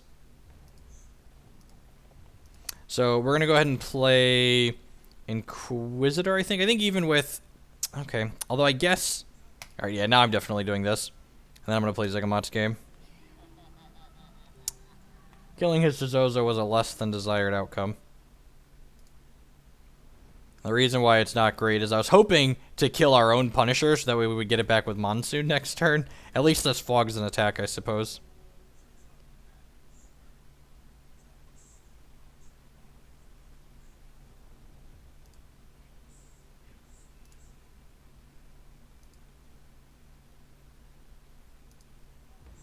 Attack me! Attack me! Please attack. Please attack me. Please attack me. Oh, it's so good for you if you attack the opponent. You'd get to get a Dark Spire trigger. Why wouldn't you want a Dark Spire trigger? Ugh. Jeffrey, Yep. I have to go back to work for a little bit. Okay. Just close the door on your way out.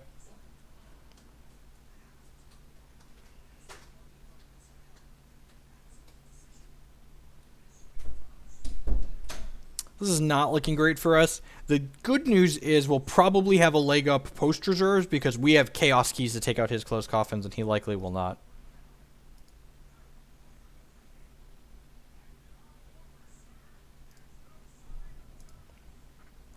Let's start by drawing a card here. Ooh, Gallows, Ghast, and Extinction. I'm going to start by shipping with the boys here. Bring the squad. Okay, that's fair. Looks like he got to search twice again. That's really unfortunate.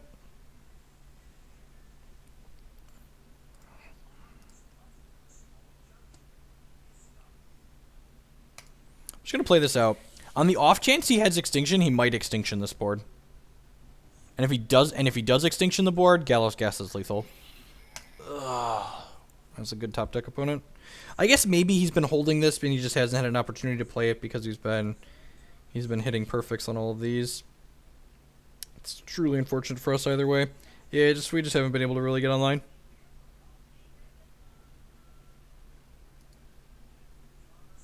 The German news says ladder will be out on the 7th. That's sweet.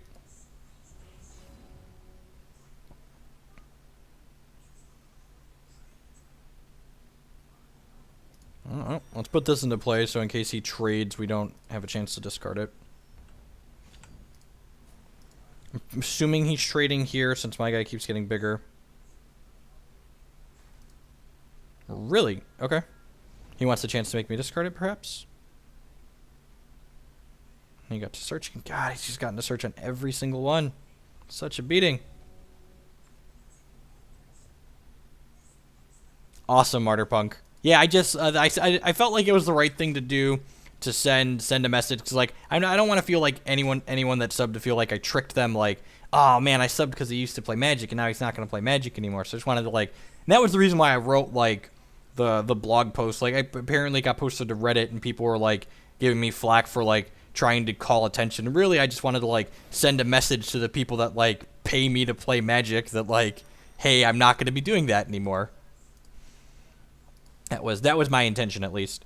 All right, so next turn, we get to replay the Inquisitor, give this minus power, and then ship with both of these. He might trade Tyrants, but then we get to crack him for 5, so that's still okay. I guess he's got a lot of Darkspire in here, though. 1, 2, 3, 4, 5. This would be 6, 7. So if he chumps here and trades here, he either draws 7 or we take 14. That's terrifying.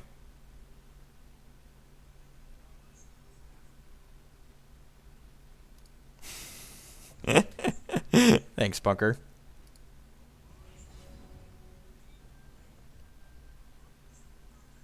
Whoa, chat mod. It was cleared by a moderator. No, mods! Chat, come back! It's fine. The chat on screen stays at least since I'm using Twitch alerts. Oh, wait. Mistakes. Mistakes have been made. Ugh. Whoops.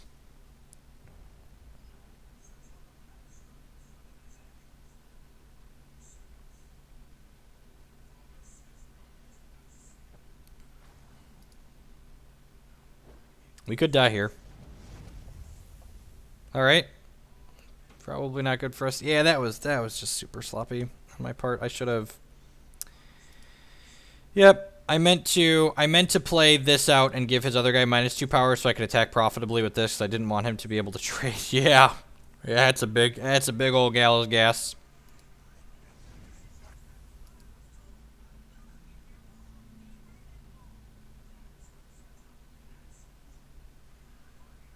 Alright, so let's bring in Chaos Keys and Closed Coffins and maybe Princess. God, I just want all these cards. Actually, I think Heat Wave's not great. I actually don't love the discard. Although I guess the discard's good because you can discard the guys after they search them.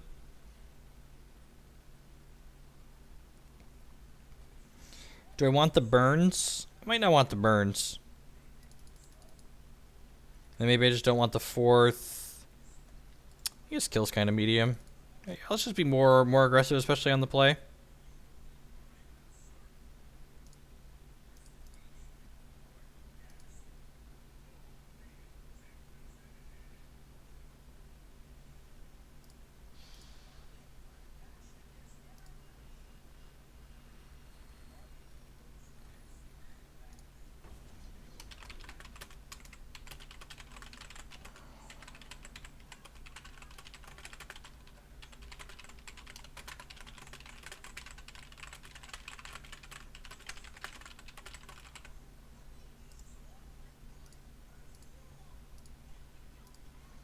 Play first.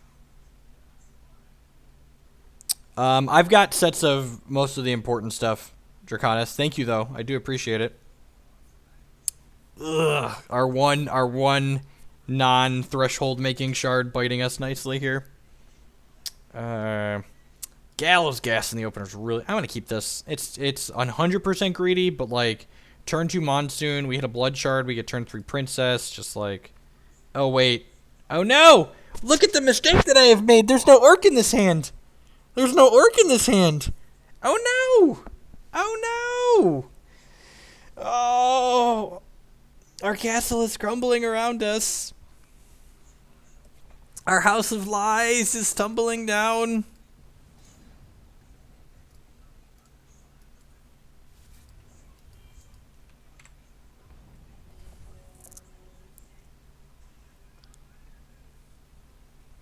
It's fine. We're just going to run off Orc into Blood Shard, and we're just going to, like, run out the gate here. I mean, the rest of the hand's really good.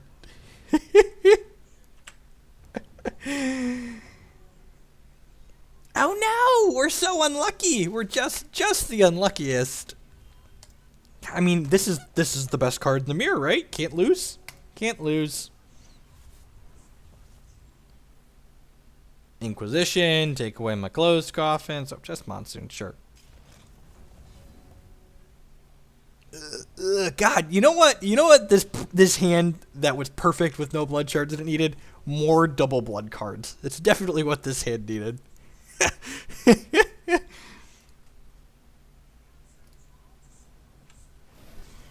Yeah, man, you got Dark Spire.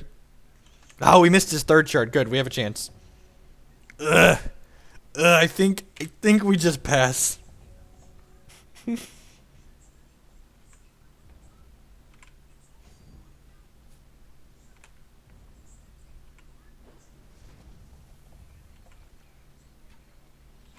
The deck is sending the message: the one crackling vortex is greedy and unnecessary. I have never once never once in any of the games that I have played with this deck gone, this Crackling Vortex was really good. We needed that. In fact, in a lot of these games, I just can't use his power because we don't have enough life.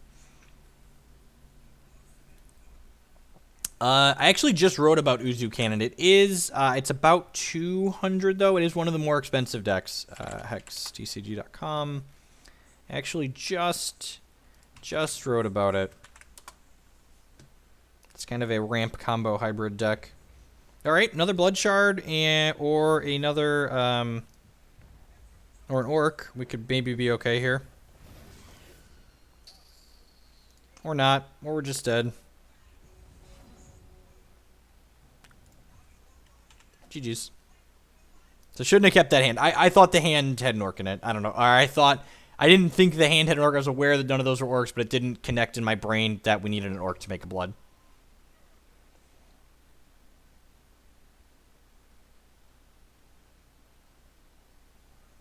Hey, Legion. What's going on, mate? Afternoon. I'd just like to say welcome to everyone. We got a little over 200 people hanging out here this afternoon. I'd like to say thank you for choosing to spend part of your Thursday afternoon, morning, or night, whatever time of day it may be, here with us. There's a lot of different things you could be doing, people you could be watching, so thanks for choosing to spend part of your time here. If it's your first time by the stream, welcome. My name is Jeff Hoagland. I am very blessed, and I play games for a living. Part-time work. My primary job is a stay-at-home dad, so my youngest is napping right now, and my oldest is watching a little bit of TV while we finish out the stream today, and we play Hex, and we play a little bit of Magic on this stream, but we're mostly going to be Hex from here on out, so.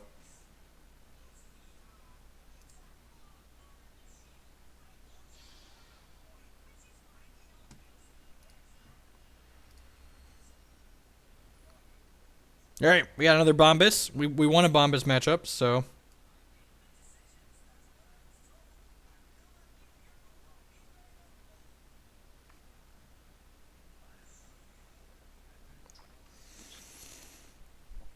This hand's a solid medium.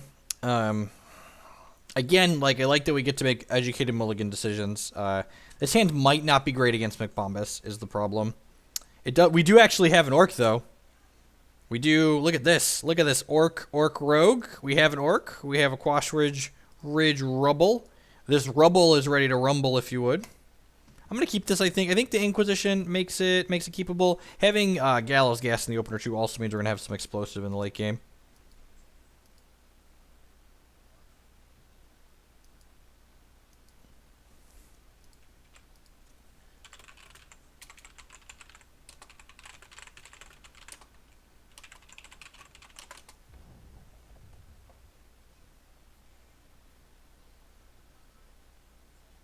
What are my plans for the SCG tour? We're actually taking a family road trip to Orlando and Dallas the next 2 weeks. We're leaving late tonight when the kids go to bed, and Bamonte and I are driving while my wife and the kids sleep in the back of the car, and we're driving to Orlando, and then my wife and I are taking a family vacation in between. We're going to go to Disney and then visit her friends in Dallas. We're going to drive to the Dallas Open next weekend. So I'm for sure going to the Orlando and Dallas Opens. If I have strong finishes at either the Orlando or Dallas Opens, I will likely continue going to all of the tour events. But if I don't stay at the top of the board after the next two Opens, I might cool it a little bit and just focus on Hex type stuff and Magic rating.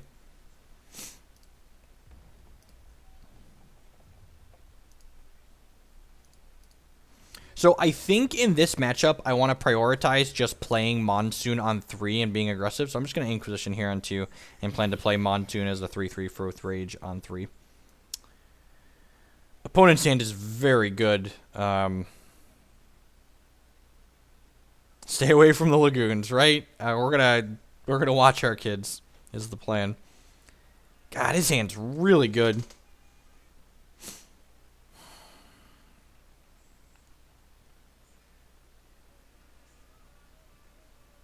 This card draws 3. This card doubles something. I think it's between the Lanupause Sight and the Thunderfield Elder.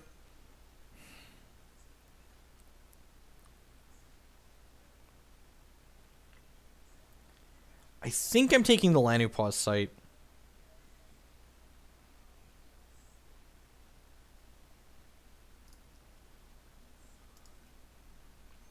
take that. I'll take the landing post site. Because we can kill his troop, and then they'll make the gallows gas bigger. Yeah, the Winter Moon decks, basically, Winter Moon is like the tier 2 Slayer right now. Winter Moon is very reasonable against everything that's not the very best deck in the format.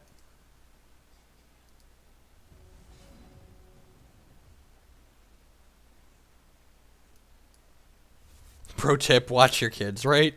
I mean, 1-to-1 ratio is great.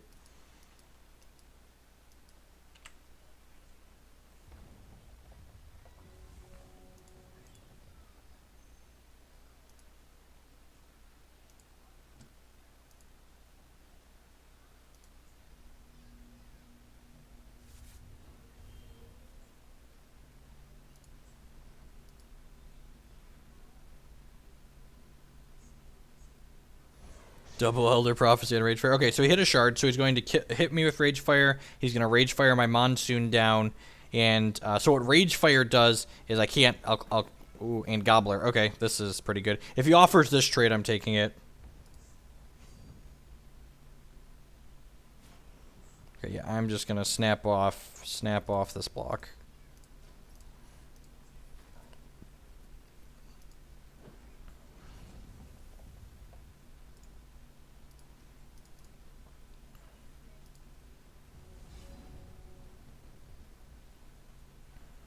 What am I supposed to do here? Game 1, this matchup definitely seems hard. Cards like Extinction and Heatwave are not great.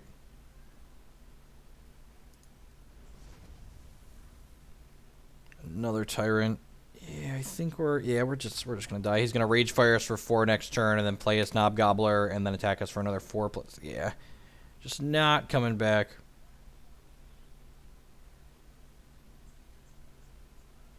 So Extinction's not stellar.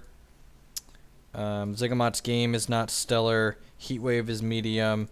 Kill's good. Burn's good. Crackling Bolt's good. Vampire Princess is good. And I think Monsoon's good. And last time we cut 2 Heatwaves. Okay. Yeah, just like board the same way. Third Blood. Yep, I know, Druda. We're dead. Oh, I got the second Ruby before the Third Blood. Yeah, you're right. I definitely did it again. Thank you.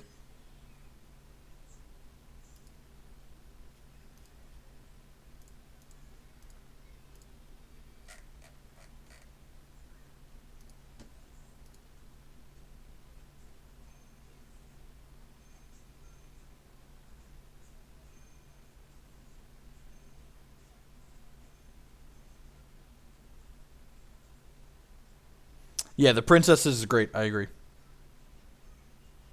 The McBombus deck is very good. It's very, very powerful.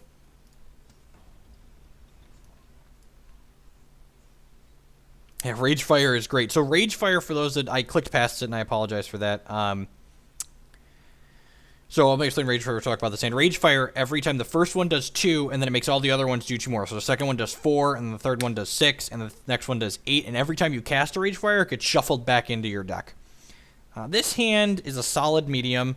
I think it might be keepable on the play. We have a kill, and we have Gallows Ghast. Like, Gallows Ghast is really pretty reasonable in the opening hand because it gets bigger every time troops die, so it can, like, close games out of nowhere very quickly.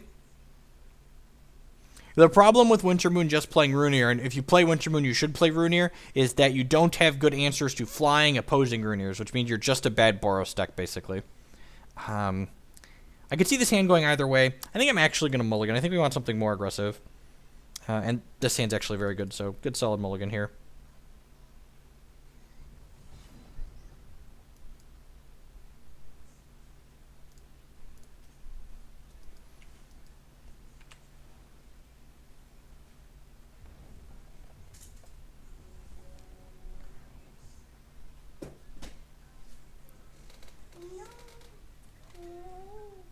You want to come over here with Dad?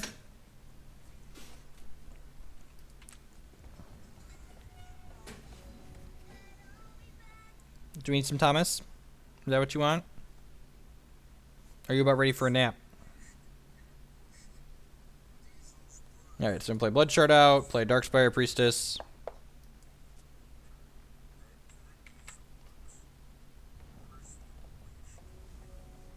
Runeer Hierophant is currently the fun police of the format. And there's always a fun police in every format.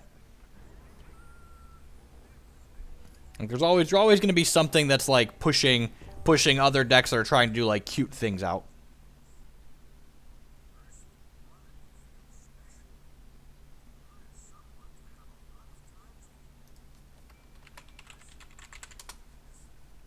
There's a McBombus deck in my budget hex article. It's like $30. There's ones even cheaper than that, but I think the $30 one's like a good mid-range entry point. The $5 one's super budget. And you'll still win matches with the $5 one, but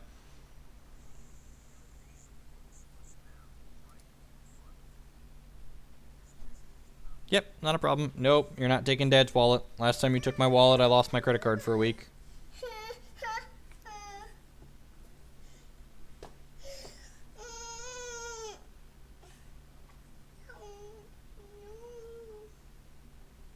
Opponents in the tank. Opponent said they have a small child, so they might be wrangling like I'm wrangling.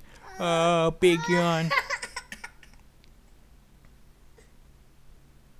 I may have to go put you down for a nap after this. You played pretty hard at the park, Mom said.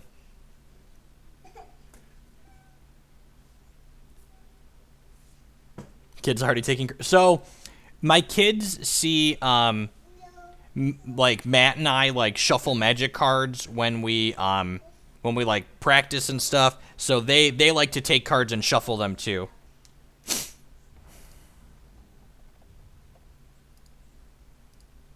So Jake likes to like empty my wallet. I think I'm gonna offer this trade. I think this trade's fine for us. Like, we either get some damage in or we get to search our library for another card.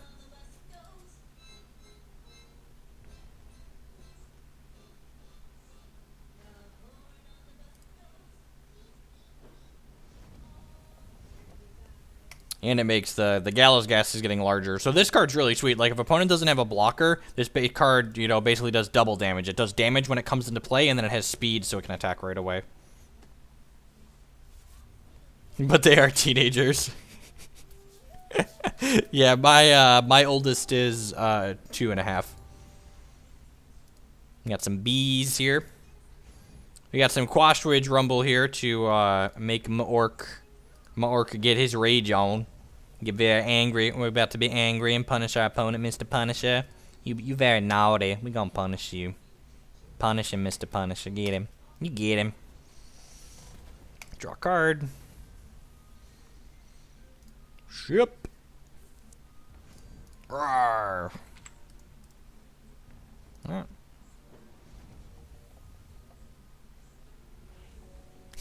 That's funny, Immortals.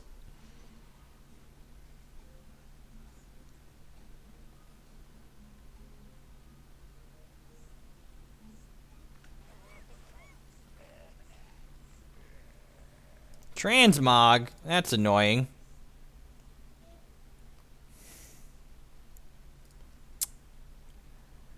Guess I shouldn't kill my own guy. So now, when you play a wild card, gain a life. That's very good for us. Alright, well, we're going to kill this one.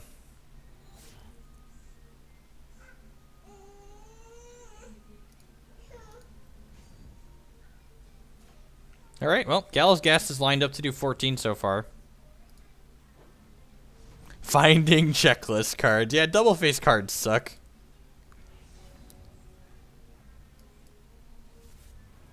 No, I don't think we're supposed to kill the own Punisher for the exact situation that ended up playing out. Like, opponent hadn't played a Knob Gobbler yet, so I wanted to definitely have a removable spell for when they play the Knob Gobbler. And this puts him to 15 here, which means if my opponent just, like, uses all their resources and attacks us next turn and doesn't kill us, we just get to go 6 resource, play Gallows Gas, 14U plus 15 lethal. The important thing to note about Hex is that even though you... it's not like Magic in where if you kill a card that someone's targeting, the rest of the card doesn't resolve. So, like, let's say someone Crackling Bolts, like, let's say he Crackling Bolts my 1/3. If I were to kill my 1/3 in response to the Crackling Bolt, my opponent would still gain the charge from the Crackling Bolt, as opposed to where in Magic, the rest of it just wouldn't resolve. Ugh, Phoenix. Okay, so we're taking 5. No, don't play a third one. Have a heart. Have a heart, opponent. We're probably still dead. That's super unfortunate. We can put him to 1. So, Phoenix, for those that don't understand what just happened, my opponent played 3 actions on their turn, and for every action that you play in a turn, this card costs 2 less until end of turn. So he played 3 actions, so both of these Sun Soul Phoenixes in his hand did not cost him any resources to play. So what, we have Heatwave as an out here. We've got 2 Heatwaves in the deck. Yeah, 2 Heatwaves in the deck. It's unfortunate.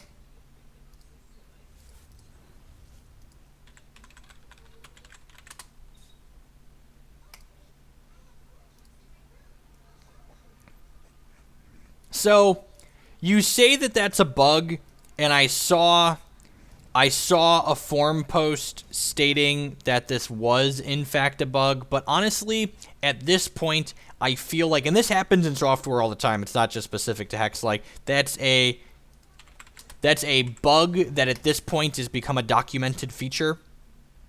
Oh god, are we dead? Did we lose that gauntlet already? Oh no! All of my platinum has been set on fire. Okay, let's look at this deck and think about it and restructure some things. Because I've definitely 5-0'd the first gauntlet I played with this deck, but after you 5-0 something into 0-3 and 1-3, you'll want to reconsider. So I'm 6-6 with the deck across 3 gauntlets now. The Crackling Vortex is not only greedy, but it's just been bad. I want another Blood Shard. We got so many double blood cards. There's a very real possibility this deck isn't actually good. That's completely fair. Okay, so let's look up Orc Troops. I think we want some Tizozos. Hey, hello Dace. What are some orcs that I want to be playing? I think we want some Tizozos. There's a Tizozo. Yep. Once dies, put him in your deck. Destroy target opposing troops. So I think I want at least 2 of these, maybe even more. Maybe I just want like 3 of these.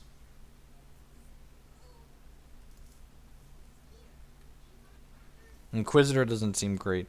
Yeah, I guess this card's kind of slow, and like we really want a more aggressive slant. I could see that. I think we already grind out those other decks pretty well. The problem is we didn't play against any Boros. Yeah, but like you want your deck to have game against a wider variety of things. I also feel like we don't need 4 Heat Waves. So let's try taking out the 2 Inquisitors and the 4th Heat Wave and playing 3 Tizozos. I mean, the Gauntlet I 5-0'd, I only played Boros once, I think. So you're definitely capable of beating other things. Who wants another Gallows Gas? Raise your hand in chat if you want another Gallows Gas. I feel like this card lets us steal so many games.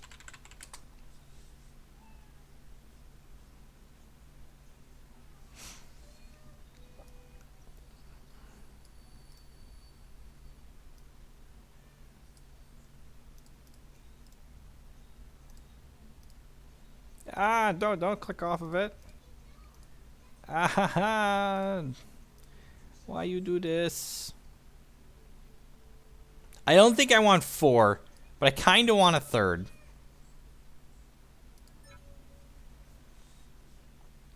Raises both hands. Yep. Okay. I think we want another one. I think I could get by on 2 Heat Waves.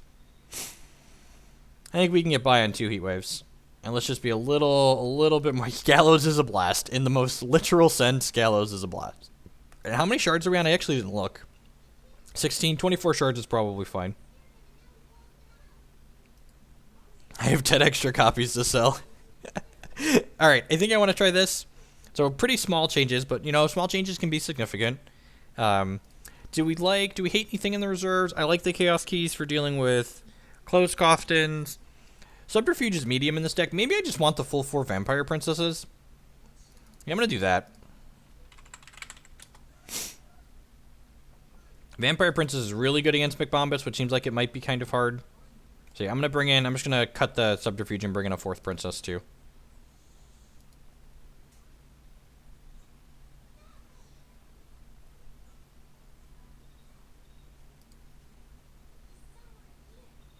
A table flip is worth 2. Exactly. I feel like Gallows Gas is like the type of card that your opponent's like, I just can't lose this game. Go ahead. And then you're just like, 16 you. Gallows Gas. Get him.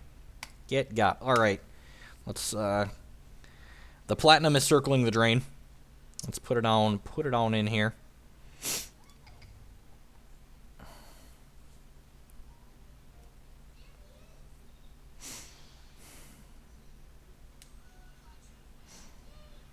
Oh, like a reanimate effect? Yeah, a reanimate effect or a rise from the dead could be okay. Let's burn more money. Burn it down. Burn it down. This hand's very good. And we're on the play. Okay. Excellent. This is way better than either of those other cards this was before. You made the Boros matchup a lot worse. I mean, we have 4 Inquisition, 4 Extinction, 2 Heat Waves, and 3 Zigomots game. The Boros matchup should be reasonable. Not to mention, we can just kill our opponent. We can just kill our opponent. I feel like we already have a lot of Boros hate cards. Yeah, Tezozo seems super powerful. And anytime you get to... I tooled around with a couple of copies of this. So this is a card, for people that aren't familiar, let's take a look at this card. This is a 2/1 with Rage 2, so every time this card attacks, it permanently gains 2 power. And when this dies, it gets put back into our deck and gains the line of text. When you play this, destroy a troop. Bye! Where are you going, toddler? Ember Tongue Skern, sure. No Scorch, no Burn. Oh, he has the Burn. So my opponent's troop, every time he plays an action, it permanently gains +1 power.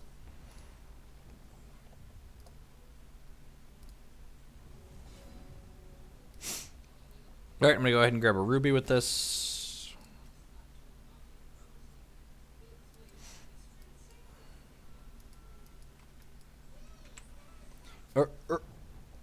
Uru is slow. Urnaz is slow.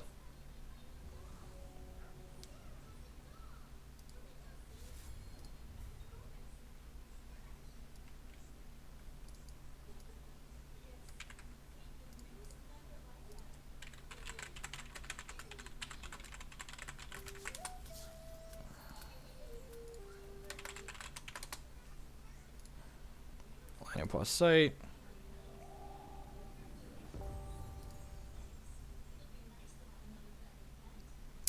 The Cheese Smith Wintermoon deck, Chris, never beats the Boros deck. It never beats the Boros deck.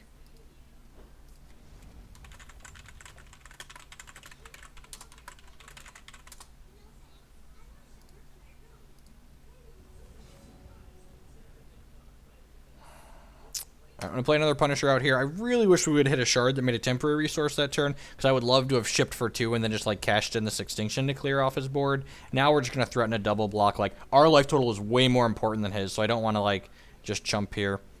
And there's a Prophesized one, so this draws a card, and then he gets to look at the top 2 and take 1.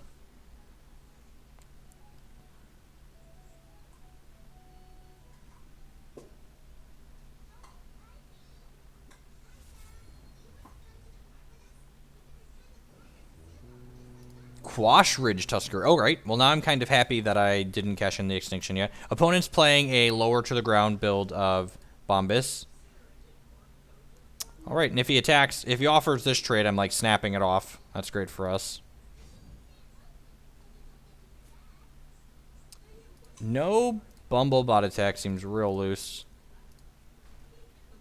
And again, these ones always generate value. Either my opponent discards a card or I get another troop out of my deck. Alright, and one of each happened, so I'm going to go ahead and take... Do I want a troop I can cast? Yeah, I think I do. I'm just going to grab another Punisher here. And my Gallows Gas got larger, so my Gallows Gas is up to an 8/8 now. And my opponent discarded a Soul of Battle. That's a good one to get rid of.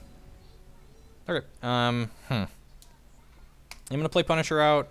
I'm going to play Shard of Hatred to gain a Ruby. Let's get a 3rd blood. I almost did it again. I almost just like instinctually went like we need 2 of each, but we don't need 2 of each in this deck. We want 3 and 1.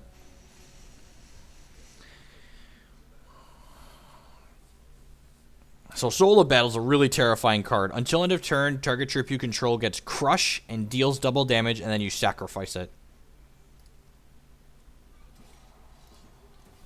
Ugh, this card's gross. If he kills our guy, we're going to be...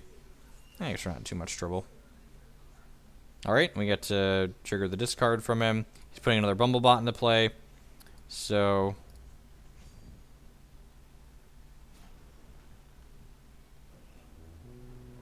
Quash Ridge Tusker, this is one of the best aggressive cards in the game.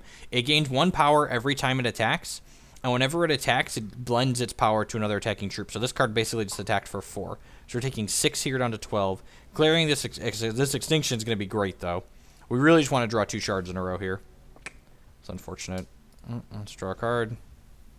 Shard. Ugh. So this Gallows Ghast is going to be lethal. So this is a 12-12 now, so it'll deal 12 when it comes into play, and then it speeds on over for 12. I have not tried it yet, Winged. I was watching, what's his name stream with it last night, Varels.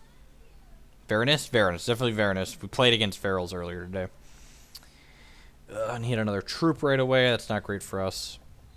Ooh, the fact that he's not casting the combat training is nice, though. So let's just Inquisition and take his toys away. Please 2 spells. Oh, that's unfortunate. Alright, well, I'm just going to tunnel this, because I'm probably cashing in this Extinction next turn.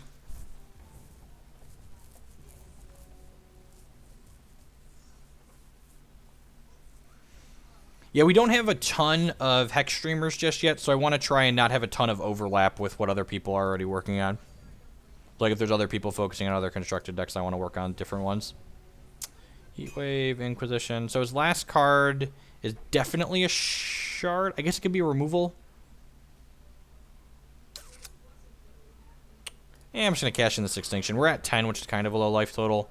And, like, if we live to get to these cards, he's just going to lose the game. I tweeted a deck list yesterday. If you look at the 5 Shards Weekly Series from Sunday, it's the deck that won it, though. Quashi, sure.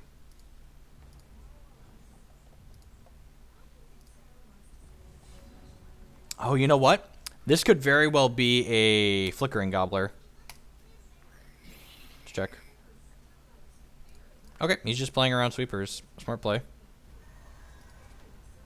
I'm going to kill Quash Ridge Tusker because, again, if he rips an action, he could activate this and then crack us for a bunch.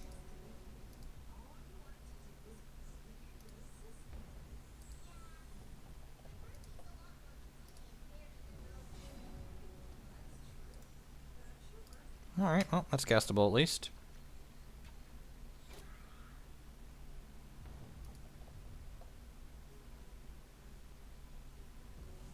Yeah, the 4-2's real good, Chris. So, the mono red deck is the type of deck where you need to understand that it's very powerful on its own in a vacuum, but is the type of deck where if people don't want to lose to that mono red deck, they're not going to lose to that mono red deck.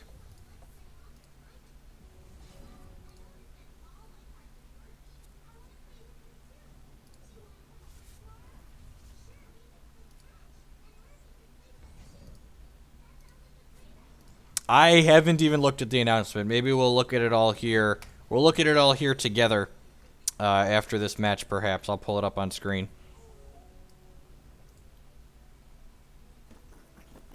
Ugh, Flickering Gobbler.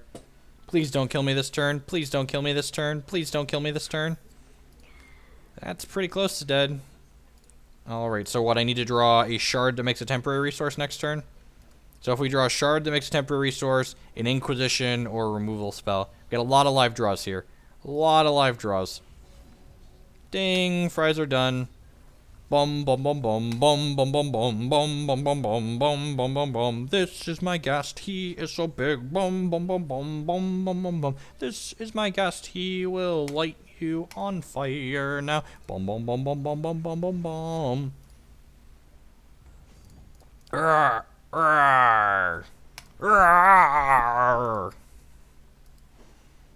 It's bigger than, it's as big as a worm. 15-15. Casual 30U. Alright, game 3. God, who didn't vote for the third Ghast? Oh, that was game 1. Oh, jeez, we took game 1. Who voted to not have the third Ghast? You should leave. Gallows Ghast is the nut. This card's great. Why would you not want to play all the Gallows Ghasts? I don't understand. Huh. So, we've been cutting the extinctions against what my opponent's doing, but against the let me rephrase. We've been cutting the extinctions against the previous McBombus opponents we played against, but my opponent's McBombus deck is playing one-cost troops like Skarn and Quashridge Tusker. So I think I want to leave some extinctions in. Actually, I'm going to leave like 3 in, I think. And I'm going to cut... I'm going to trim 1 to Zozo, and I'm going to trim... Actually, I'm just going to trim the Monsoons. Or maybe I don't want Inquisition. Yeah, I'm actually going to cut the Inquisitions.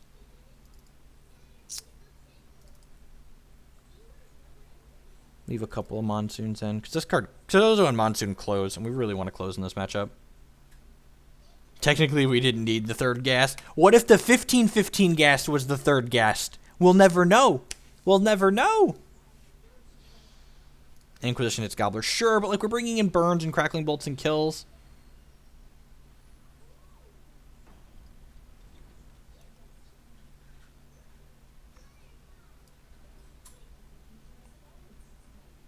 This hand seems great. Needs another blood shard, obviously, but it's very, very good other than that.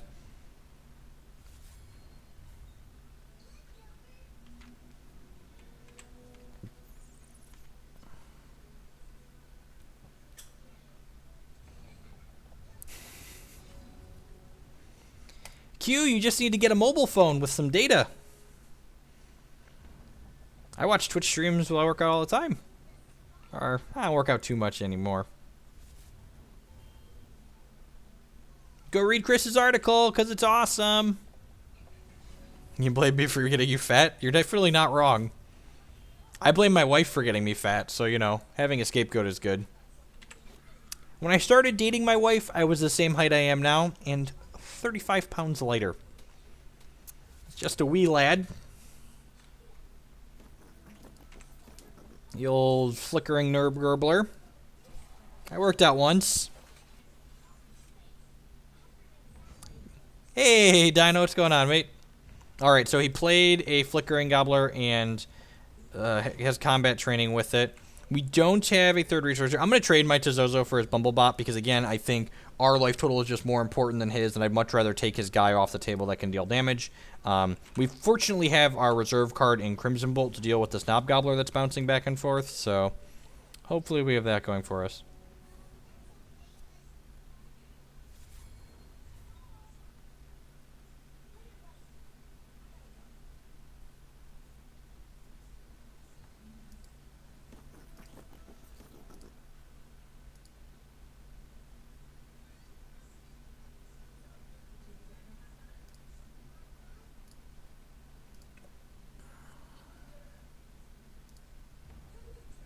Alright, I'm gonna Crimson Bolt this now. If we get Arcane Zephyr, we might just concede. Nah, we can hit a shard. If we get Arcane Zephyr and we don't hit a shard. Verdict! Ugh!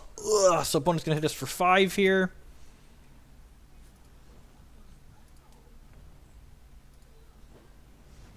We're going to 12. Shard that makes a temporary resource, please. The tease. Alright, game 3 in the play.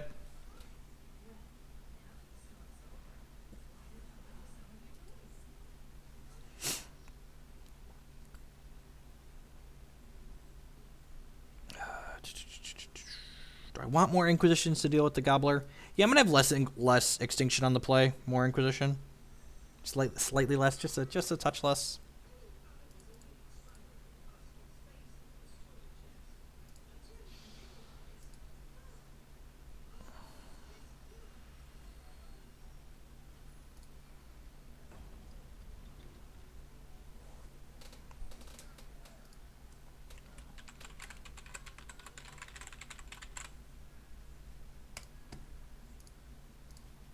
First.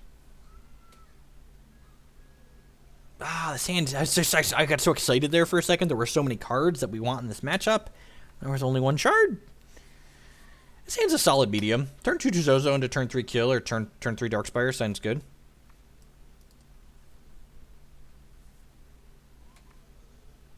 Oh, opponent mulligan to 5. Feeling good. Sir saying there's a chance, opponent. And again, like, this card's just looking Much better than the Inquisitor.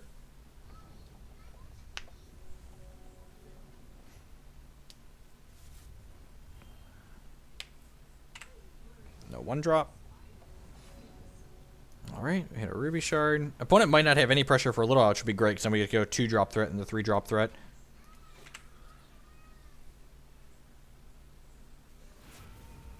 Oh no! My Tizozo!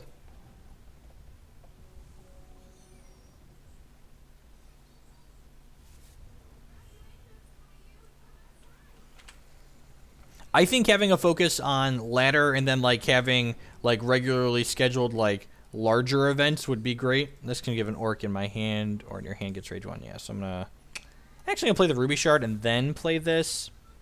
Because if he kills this right away, I don't want to give it rage, obviously.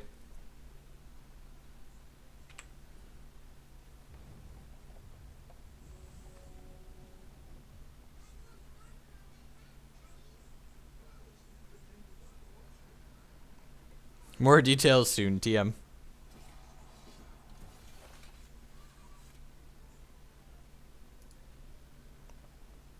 Ugh, that's pretty good. I guess we knew he had... No, we didn't know he had the combat training. That was last game. So are we just taking this hit here? I think we're taking this hit. He gets the combat training back, but I want to spend my kill on this, I think.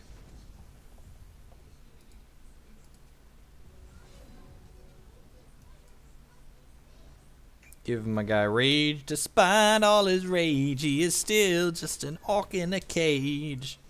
Someone will say what is lost can never be saved. Boom, boom, boom, boom, boom, boom, boom, boom, boom, boom, boom, boom. Alright, kill my guy. Ah, oh, jeez, we got a free Darkspire. Free Darkspire, just add fries. I'm going to pass the turn here because my opponent might very well play combat training onto their Darkspire, onto their Ember Tongue next turn. We do get punished if opponent goes Sapphire Shard into Verdict Dust, but yeah, that's great. You know, I paused too long there. Kill it.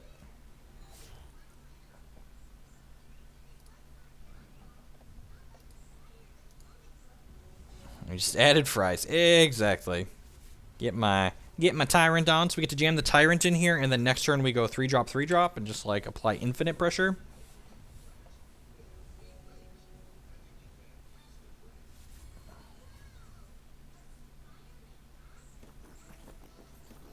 Alright, he had a Sapphire Shard, so we have a race, as the kids say.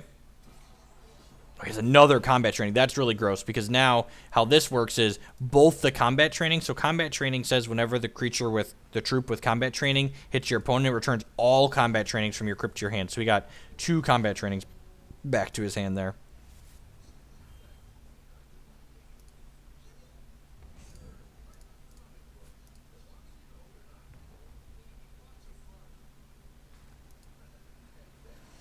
Alright, we have Princess to block the Knob Gobbler at least, but if he has removal for the Princess, we're actually not going to be in a good spot here. Wouldn't Monsoon plus Princess be the better play? No, I don't really think I want to protect from him killing my things with Monsoon so much as I just want to pressure my opponent into killing them. I think Monsoon in this matchup is more of just a 3-3 with Rage 2 to provide pressure than anything else.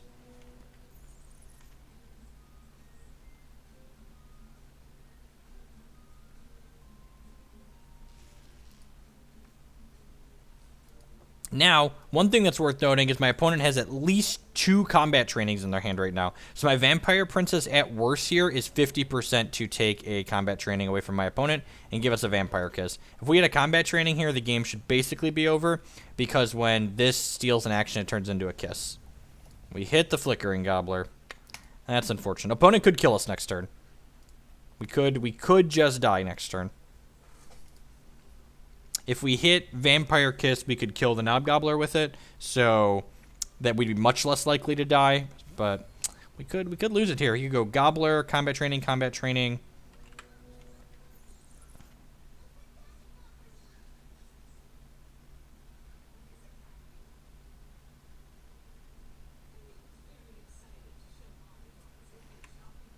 All right, so he's got a Bumblebot back to block. can block. So we're going to 9 here. We're going to 8 here. Yes, exactly. We could die to a solo battle. We're not, though. So 2 combat trainings go back to his hand. He can't block the Vampire Princess, which is nice. He has to block here, right?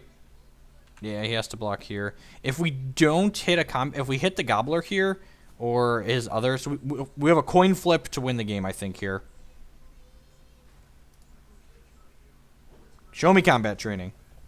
We got a burn. Sweet. All right, so that should lock it up. So when Princess finds an action out of my opponent's hand, it turns into a Vampire Kiss, and you can see this says it was a burn. So I'm going to play my Punisher out here, and then my opponent's hand is Knob Gobbler, combat training, and this Vampire Kiss can kill the Knob Gobbler. Hey, dead president. Oh, I could have just killed him. Thank you. Thank you. It looks like I BM'd there. I feel bad now. I'm just a big dumb stupid, and Vampire Kiss can hit the face. Shh. Shh.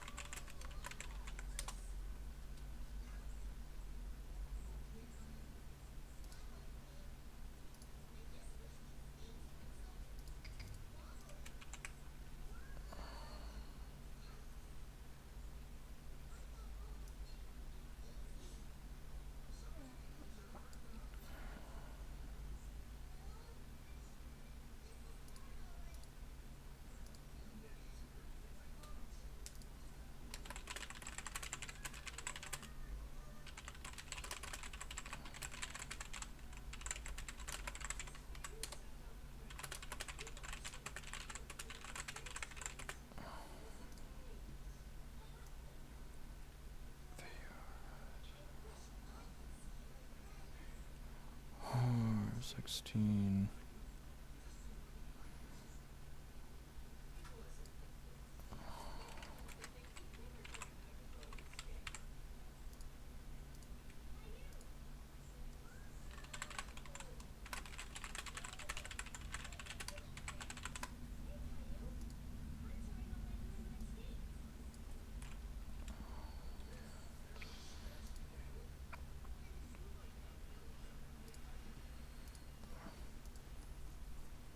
So many Bombus.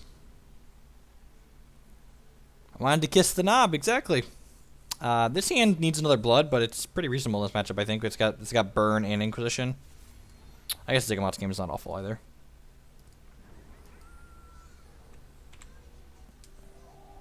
BM stands for Bad Banner, someone said it. Alright, so now here's an interesting question. Do I lead on Burn? I think I'm going to lead on the Blood Shard, because if I hit a second Blood Shard next turn, I really want to Inquisition him here.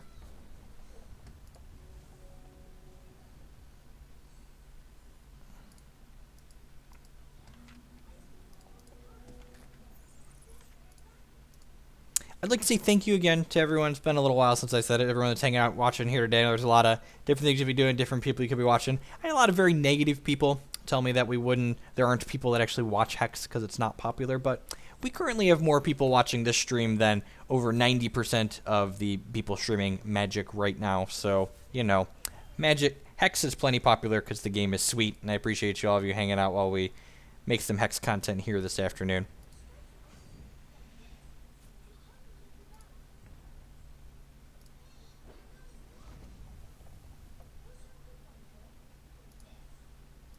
Blood Shard. Blood Shard.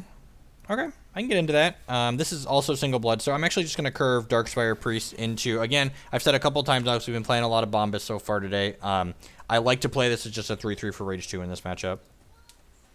You look happy when you stream Hex. Hex is fun. I am happy when I stream Hex. I'm not just like looking at the timer going, have I streamed Magic long enough? Can I go do something else? Because that's honestly what I felt like I'd been doing. It's like just like looking at the clock being like, is this enough Magic for the day? Are people going to be happy now? And my Dark Spire, when it died there, it triggered, and the random effect that it chose was deal 3 damage to my opponent. Look at that. We hit the Blood Shard, too. It's pretty good. I'm going to be resource efficient here and play Monsoon out. And then next turn, we can go Ruby Shard and then double Inquisition. Oh, we didn't talk about the Hex announcement. You're right. Someone remind me after this match that I want to talk about the Hex announcement.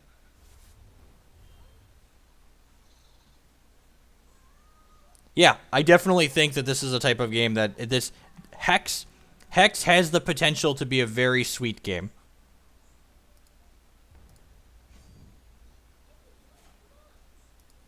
Yeah, correct. Yep, exactly. Like if you're playing a game and if you're playing a game and the game feels like a chore, you probably just shouldn't be playing the game.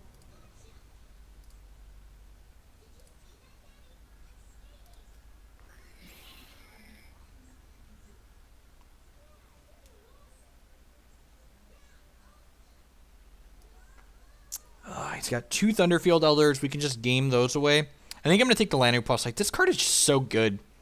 Lanu Plus Sight. It's so good.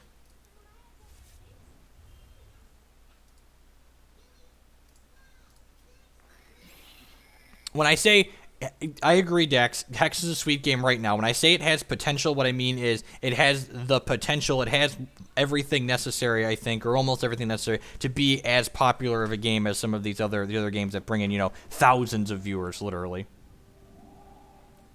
Like as someone that comes from a professional TCG background, like I'm really excited at the possibility to like be able to play large cash events for Hex on the regular several times per year. Like, that sounds awesome. Or the chance to qualify for large cash events for Hex several times per year. So now here's an interesting decision point. Do we just jam the Darkspire Tyrant down his throat, or do we, like, burn plus game? I think we're supposed to burn plus game here. And the reason for that is, again, I've said a couple times, our life total is more important than theirs in this matchup. So, like, if my opponent just, like, spends 2 cards killing this Darkspire Tyrant and then cracks us for 4, that's a really bad exchange for us.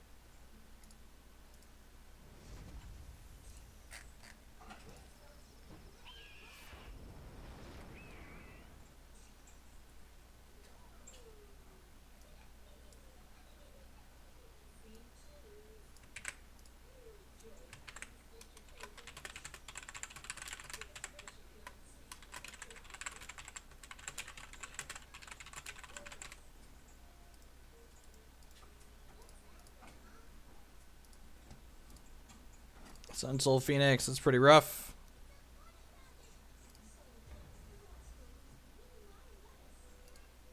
Ugh. So, I need a removal spell now. This is game 1, right? All the Bombus matches have started to blur.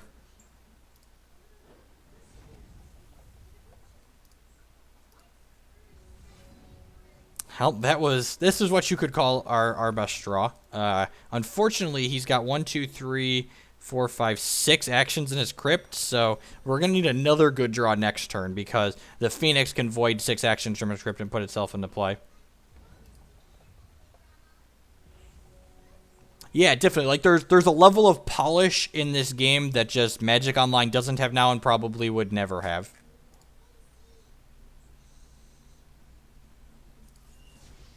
Oh no! So this card copied itself when he cast it because the Thunderfield Elder gives the next action in his deck when you play this, copy it. So GG opponent. I think that was game 1. Yeah, Check our reserves. That was definitely game 1. So game, again, gets better for us post-reserves for sure. Opponents playing the build that we don't want any of these extinctions. I don't think we want heat waves. We don't want Zygomots game. And then that's quick, easy, and easy out. Okay, seems fine. MTGO was made for Windows 95. The first time I installed Magic Online, I did so on a dial-up modem on, I believe, Windows 2000.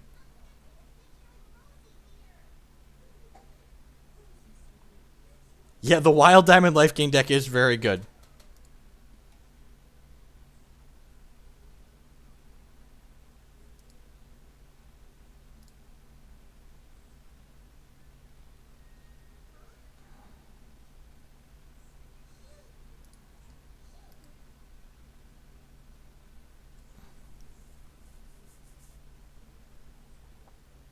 All right. Yep. I think. Yeah, I agree. Low to mid 200s. Varanus I was over 300 the other night. I might. So I'm going on taking a week and a half family vacation. We're leaving for 10 days. It's a magic vacation where I'm playing 2 opens, but we're like doing family stuff in between. The kids and my wife are coming with me. But I think. I think when I get back and I rework my streaming schedule a little bit, I might include 1 evening per week too. So like maybe 2 afternoons and 1 evening.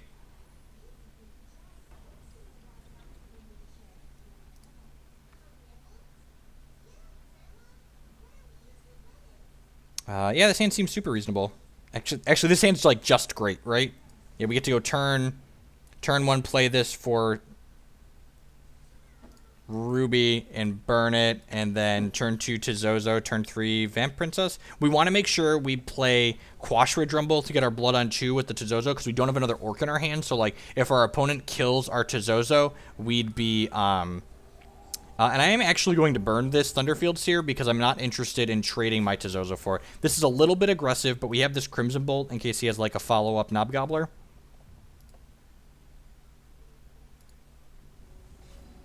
Okay, we drew another Blood Shard. The fact that we drew another Blood Shard means I can play Blood Shard to Zozo, because that means next, down the line, we can use Quash Ridge Rumble to make Tezozo rumble a little better here.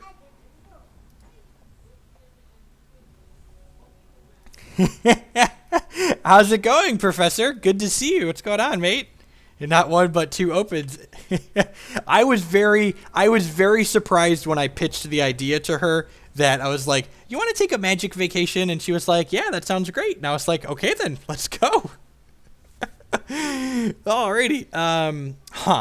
So I could Crimson Bolt this and like start being aggressive. Yeah, so what's sweet about this is these are the faction shards. If I don't need one of the thresholds from this, instead of getting a threshold, I can get an effect for one of my orcs. I definitely do. So I'm actually not going to offer... I'm actually not going to offer this trade here. I'm just going to play the Vampire Princess out and pass the turn. And then next turn, we can go Quash Ridge Rumble plus double 2-drop. I really don't think I want to trade my Tezozo for his Seer.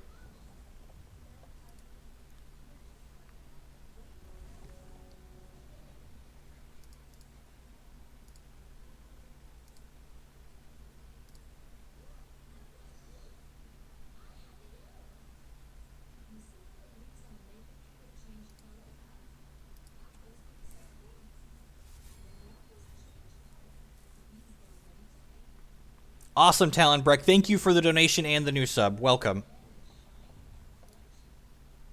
An opponent doesn't have any Sapphire shards right now. So yeah, so I'm actually just gonna... Or Sapphire doesn't have any Ruby shards, sorry. The red one. Doesn't have any of the red one.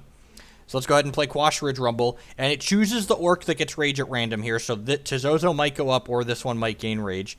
And you can see here, Tezozo... Wait, what?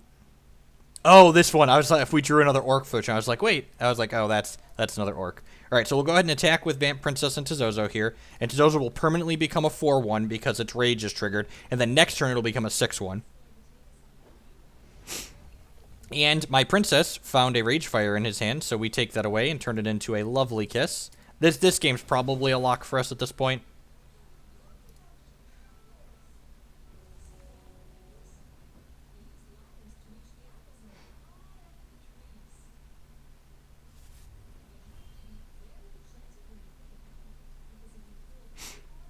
Opponent found a ruby shard, so let's see if that's too little, too late, or not. If he has a bunch of removal, we could get blown out of this game here. We have another threat though, so and if Princess sticks around, it's great for us. Well timed. So what you have to remember though is that even though Tizozo's going back into our deck, it would still be card disadvantage when we're trading down with a Thunderfield Seer. Ooh, that, okay, so I'm going to, so this Vampire Princess, this card's got a lot of text on it, and the bottom line of text here says, if Vampire Princess is in your hand at the start of the game, when you can activate this to make all of your Vampire Kisses cost less. So I'm going to activate this, and you can see the Vampire Kiss is a 0 cost now. Oh my god. Oh my god. The Rage Fire that we took from our opponent was prophesized to draw a card, so this Vampire Kiss draws a card? That's insane. Yeah. All right. Shoot your Rumblebot. Pew pew. Get wreck. He did get lucky and kill the princess, so we lost the coin flip. We would have much rather kept the princess than the priestess. But, you know, like, everything's turned out Millhouse, as the kids say. Or as I say. The kids might not say that, but I definitely say that. Taste it. But you don't have equal value in the Destroy Troop effect will time if you don't ever draw that card. And our deck doesn't draw a lot of cards, so there's going to be a lot of games where we just, like, never see a return on that.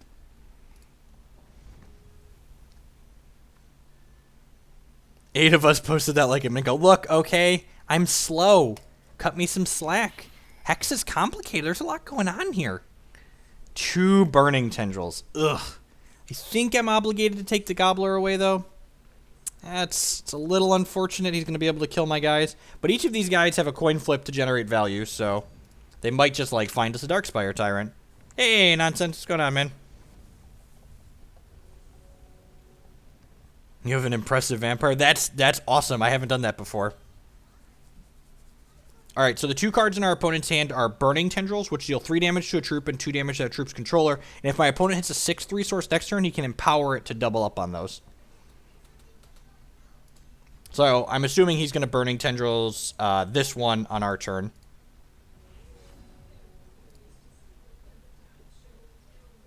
So go ahead and ship here. Hopefully we get the search half of this.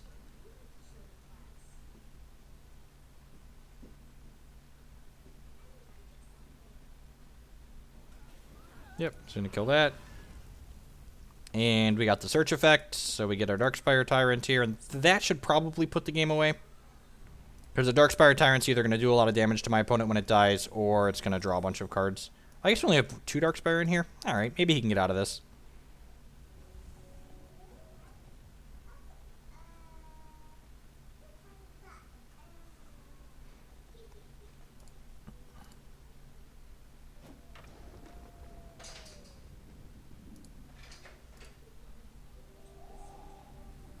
Alright, so we're going to almost kill our opponent next turn. We can go ahead and spend a kill on this Thunderfield Elder. And then we get to go ahead. Yeah, so this game should be locked up.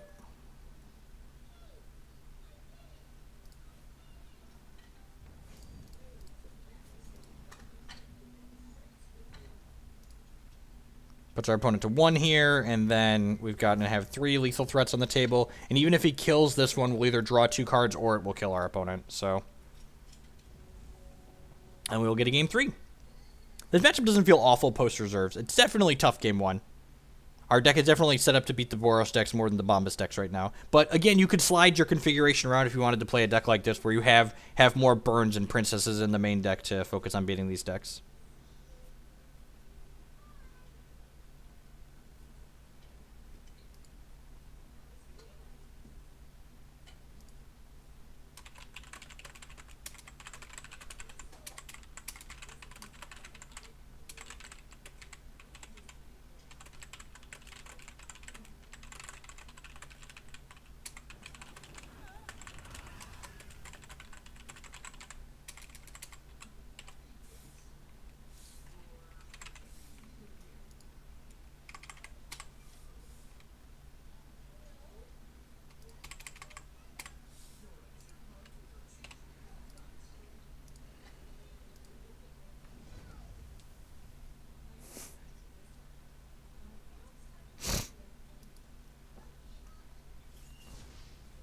Oh, wow.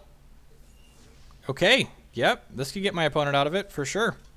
All right, we got a search. That's good. All right, the search off one of them probably means he's not getting out of it. We got 2 searches. Okay. Seems good for us. And then my opponent can activate their champion power.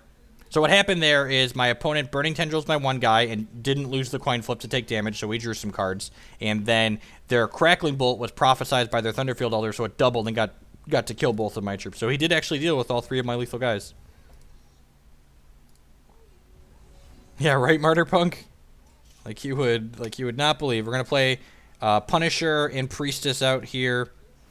That way he has to deal with at least one of these. And again, even if he deals with the Priestess on a coin flip, he takes 3 damage, so he could lose. And we have one more game after this, so it looks like we're going to win this game. After this match, it sounds like my youngest is awake from his nap. I'm going to run upstairs and grab my youngest and change his diaper, and then we'll look at the announcement together and then play a couple more matches. But we've got one more game here before we take a break, so don't go anywhere just yet. We're up to almost 250 people hanging out, so thanks for watching, everyone. Welcome to the stream. I appreciate you, everyone, choosing to spend some time here today.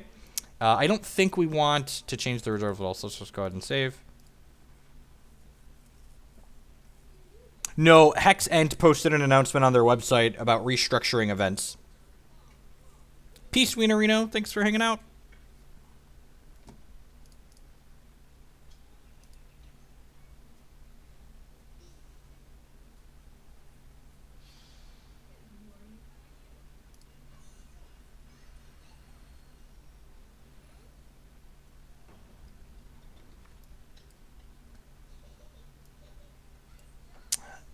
This is a tough hand. Opponent mulliganed. I think I'm going to keep this one they mulligan. I don't think this hand's very good enough. Like, if my opponent's 6 is good, this hand's not going to be good enough because we're going to need to interact with our opponent. But if our opponent has a slower hand, this hand can just, like, play threats out and attack.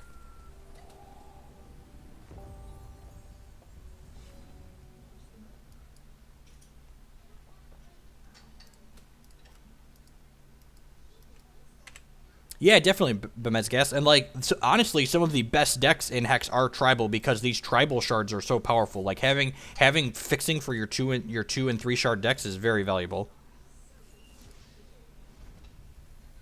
And opponent's hand here is pretty powerful. He had turn 1 power guy into turn 2 Crackling Bolt plus a Bumblebot. So if he has, like, a burn or an arcane focus or a combat training into Gobbler next turn, we're going to be in a lot of trouble.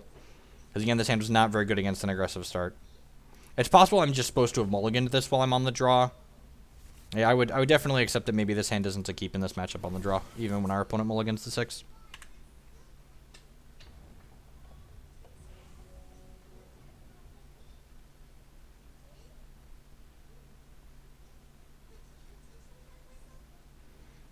I wanted to play out the 2 threats last game because that way he had to answer one of the threats plus win a coin flip. Alright, doesn't attack, because I would gladly trade. Alright, this is good. Doesn't have a Gobbler, so maybe we have a chance here. Ooh, okay, burn. So feeling better about things. I think I'm going to play... I'm going to attack first, actually. And if he blocks, I'm playing Tizozo. If he doesn't block, I'm playing another Priest. I'm assuming he's not going to block. Okay, takes the trade. Okay, interesting. And we get to search up another Darkspire here. I'm actually just going to take another Priest here. We have a Tyrant in our hand already. This lets us go to Zozo plus Burn this turn, and then next turn we can go Ruby Shard plus double Darkspire. I mean, we are on 4 burns, so like we have a pretty good chance of finding them.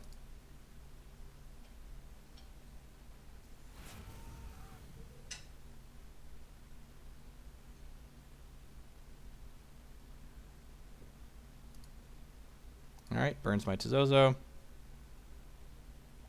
If he has Flickering Gobbler, that's fine now, because we can burn it. In fact, I'd like for him to Gobbler this turn so I can burn it.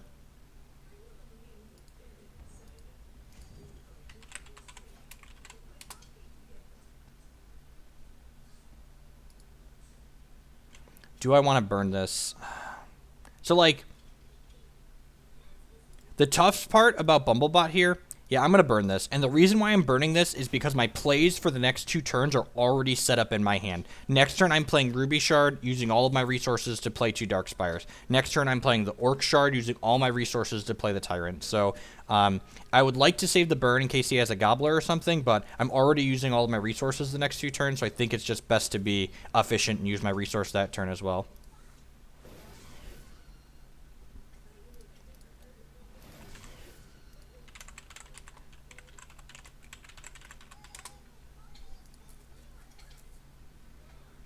If Tizozo was a Dark Spire, we'd only play 2, and this deck would be very, very good.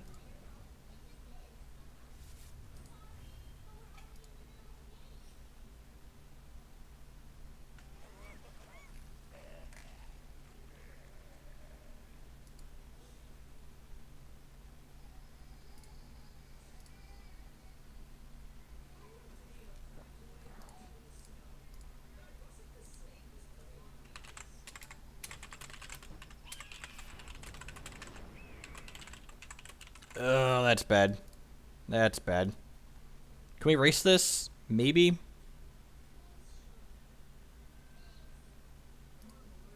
Yeah, definitely. I love that there's a bunch of things that, like, in this game that you don't have to reveal things to, like, keep people honest, essentially. So we're dead in 3, and we can't really race back, so we need to hit removal.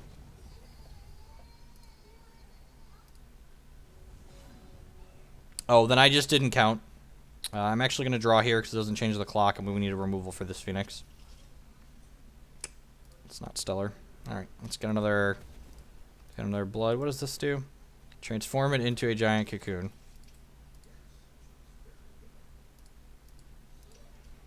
Not that we can do that anyways.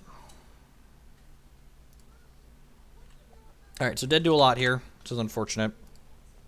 Couple too many shards, but Phoenix is just really pretty troublesome card. It's possible we want another Crackling Bolt or another kill in the reserves. Maybe 3 Void Key is too many. Maybe we just want another removal spell instead of one of those.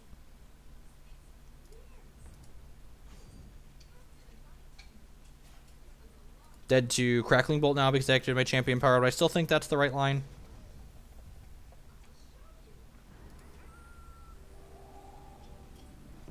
I don't have any sweepers in my deck. GG's opponent. The announcement. Alright, I have to go grab my youngest and change a diaper, and then we will all take a look at the announcement together, and I'll give some of my thoughts on it. We're 1-1 in this gauntlet, so that's a better start than the last 0-3 and 1-3. So I'll be right back, folks. Don't go anywhere. Thanks for hanging out.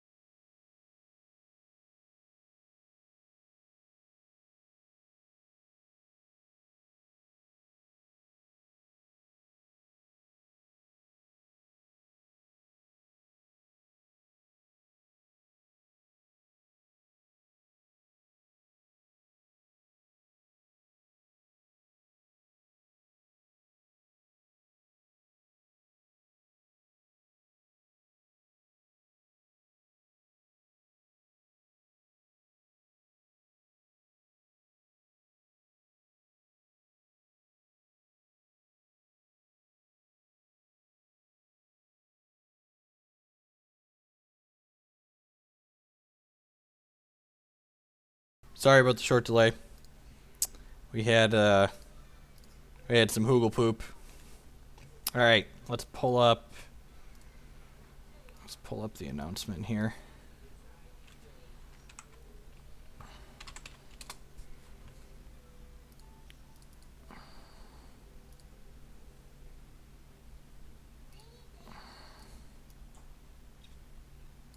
Is this cropped? Yeah, don't crop it. 0, 0. Okay. Let's take a look here yet. Cleaning up the tournament format. So for people that want to read along, if you haven't checked it out already, check it out here. I'm taking a look at people wanted my thoughts on some of the changes.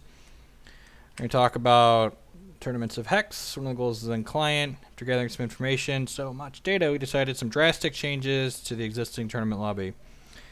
We are suspending scheduled events indefinitely. We are removing Swiss drafts. So both of those seem great. Like neither of those were firing anyways. We are removing constructed gauntlets effective with the next tournament. We are this time being focused on constructed playing the new ranked ladder. We'll be evaluating this going forward. Okay, so like this. Honestly, like it's tough to have really an educated opinion on this, so we don't know what ladder is going to consist of. Honestly, I kind of wish if Dino's still in the chat, maybe I'll send Dino a message about this. Like posting something like this and then like putting asterisks here and saying like you're gonna focus on ranked ladder. Like publishing this information when you don't also share how the ladder is going to if it's going to cost something, what it's going to pay out. Like you should have this information come at the same time. Like you shouldn't just say we're taking something away. You should at the same time announce the other thing that you're doing simultaneously. So yeah, that's my thought on that.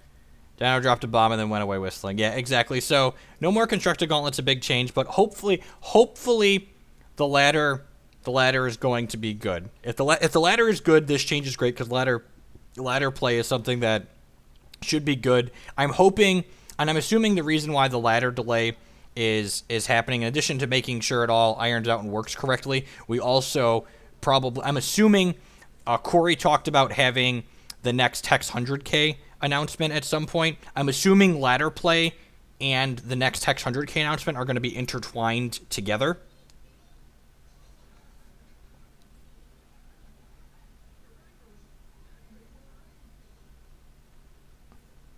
Okay, yeah, see, that information should be in this post. I'm not missing anything in this post, right?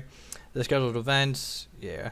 It doesn't really say anything about constructed other than this asterisk, so yeah, definitely I think some of that information for the forum post should be in there. So I have faith that they're gonna like make good decisions, but that's definitely kind of sloppy communication for sure.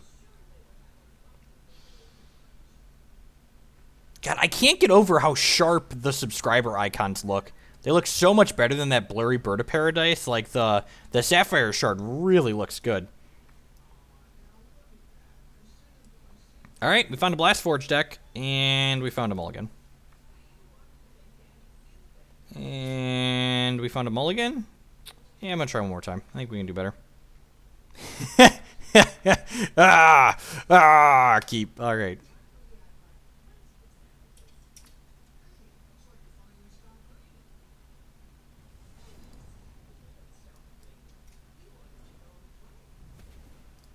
I agree. And you should politely put that feedback on their post. You should say, hey, you should probably go edit the post to include this relevant information.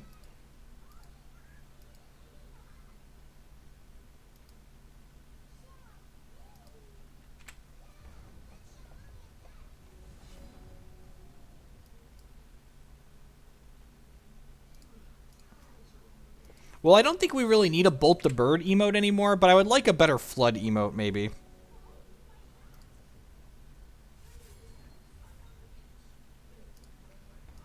Alright, opponent's hand is slow. God, how sick would it be if we went off 4 cards? I don't have high hopes, but, you know, it could. I'm going to Inquisition here, because if he has Ruiner Hierophant, we need to take it away.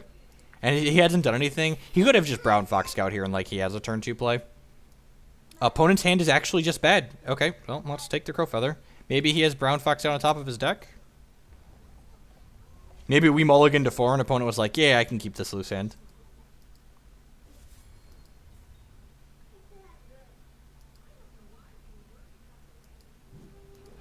Well, he drew a good card for the turn. So opponent has Transmog in their hand that they can play for free right now because Cyclone Shaper makes all of your actions cost 1 less. So 2/3 flight makes his actions cost 1 less.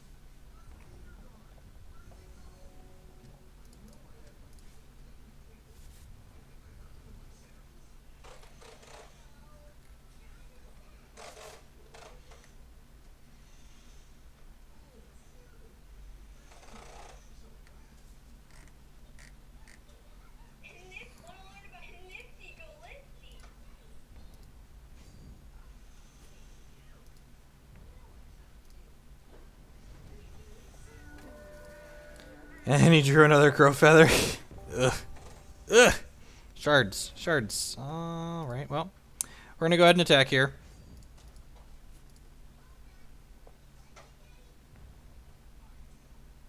Yeah, honestly, Willpocalypse, I was a little surprised. Nope, should not do that yet. Deal combat damage. Because opponent could Transmog for free here. We get another Dark Spire out of our deck, which is good. Let's grab another... Let's grab a Priestess, because we can burn plus Priestess this turn.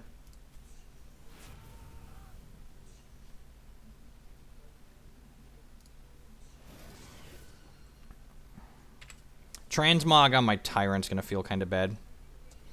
Wish we had a little bit more resources, then we'd be able to get a second Tyrant. The next troop he plays are going to start having... Actually, hopefully, the best thing for us is if this Crow Feather hit a Runir Hierophant, and he plays Runir this turn, and then we get to play Extinction next turn. If we hit a Shard. Or if he just, like, draws Shards for the rest of the game. That would be great. Him just, like, straight bricking off would be wonderful. I'm going to attack here first before I play the Inquisition. Which, actually, maybe this is bad, because if he draws a Brown Fox Scout... But if he drew Brown Fox Scout, he'd just play it out in response anyways, so...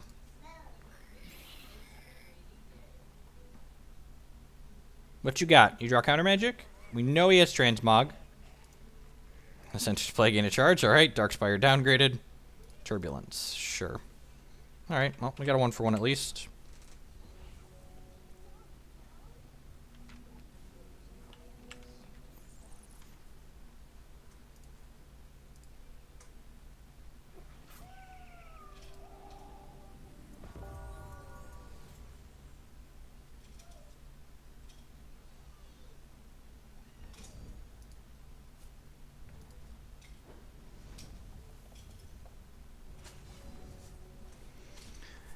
Trying out Visage and Aster Cannon. Yeah, Twinklover. If you look, there's a link to my gauntlets on Hex Meta below the stream. If you look up the stuff for my username, I definitely figured some stuff out. I 5-0'd a couple, and then had some like 3-3s and some not so good ones. Alright, I figured this might have been a free point of damage, but that's fine. Alright, well, if we draw shards for the... Ugh.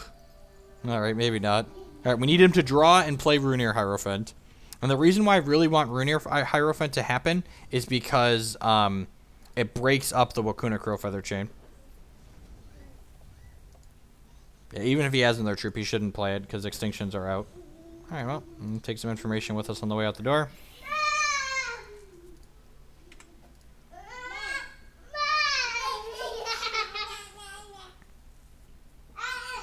Our main deck's actually pretty well set up for this matchup.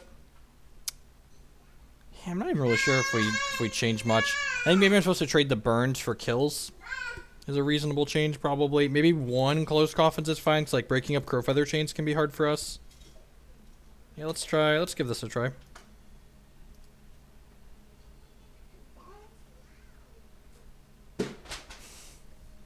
Oh, you want some goldfish? Oh, goldfish.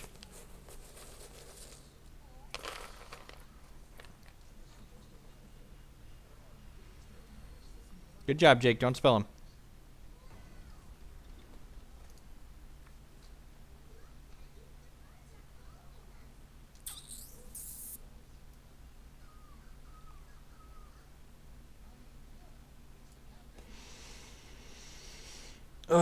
I think I have to draw again here.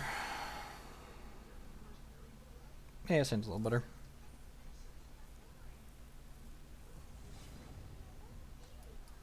He tried. There was a container sitting over there, and he doesn't know how to open Tupperware yet, which is nice. So he brought me the Tupperware. I was like, goldfish.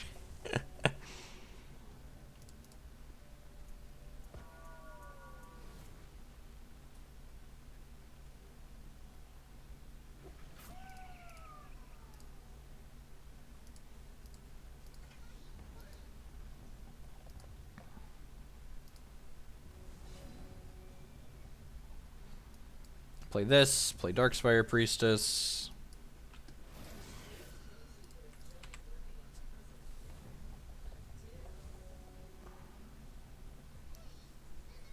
Well, both my kids are standing over there eating fistfuls of goldfish right now. So, no, I don't think there's kids that don't like goldfish. You're right.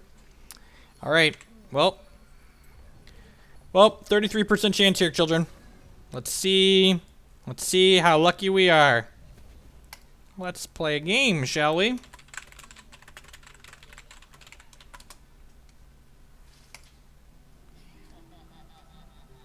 Woo! Pew pew pew pew pew pew pew pew.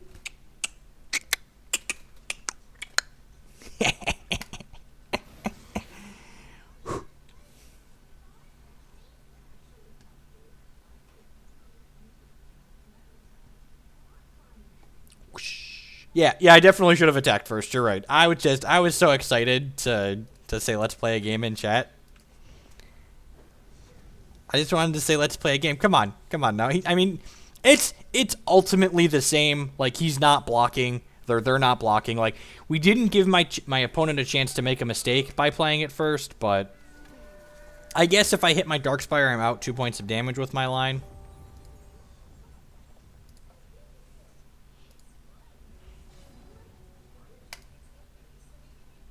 Huh. I'm actually going to jam Punisher here because there's a chance he draws something that's prophesized that he can't play, like a Windsinger next turn, and then we get to Inquisition it away, which would be nice. Get overalls and a straw hat. So Hierophant's this card's very powerful. It's the gems that make it good more than anything else, though, obviously.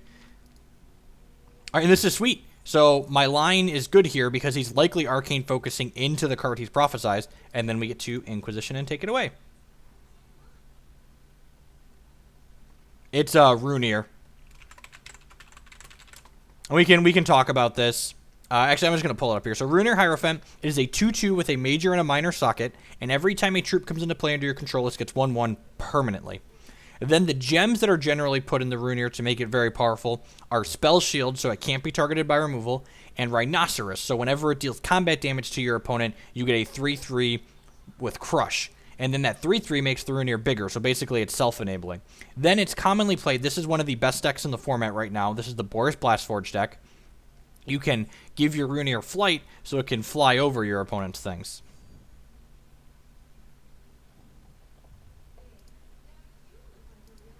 Alrighty. Show me your prophesied card.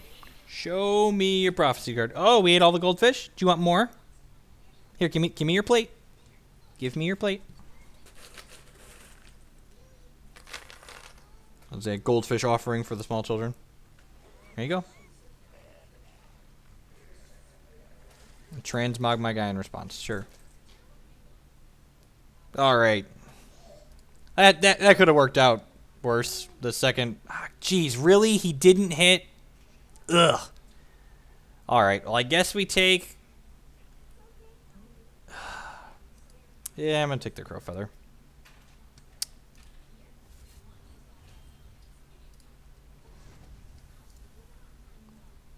If you gained health this turn, create a Phantom.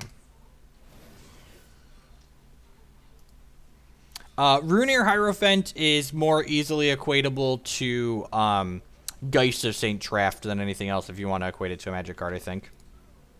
So his Arcane Focus is free because he has a Cyclone Shaper.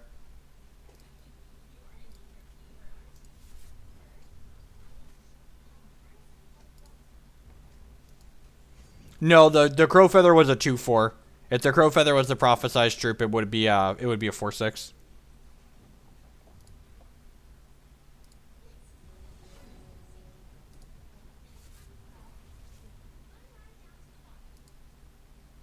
Am I just like slamming in with my idiots? No, that's probably wrong.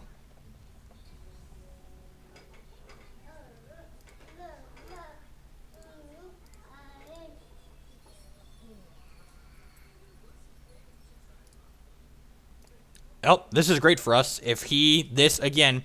So, I keep talking about Crowfeather Chain, so let's take a look at this card if you're not familiar. This card gives the next card in your deck 2/2 in Flight as a prophecy, but if that card that it hits is a Coyote, that Coyote will pass that prophecy down the line. But because Runear Hierophant is not a Coyote, that means the prophecy is stopped, essentially. So, the next card, this doesn't continue passing 2/2 in Flight. Which is nice. So if my opponent doesn't have counter magic here, we're going to be in an okay spot. One time. Oh, jeez. Please no counter magic. Please no counter magic. Woo! Oh, God, that was so good. That was so good. We're going to get a Darkspire Tyrant. This is a 12/12. Oh, what if this is the third guess? Who voted for less guest? You're off the team. You're off the team. Runear Hierophant is a lot like Geist of St. Traft. Shard that makes a temporary resource. Shard that makes a temporary resource. Come on, dealer. Come on. Daddy needs a hit. Woo! Woo! Got him.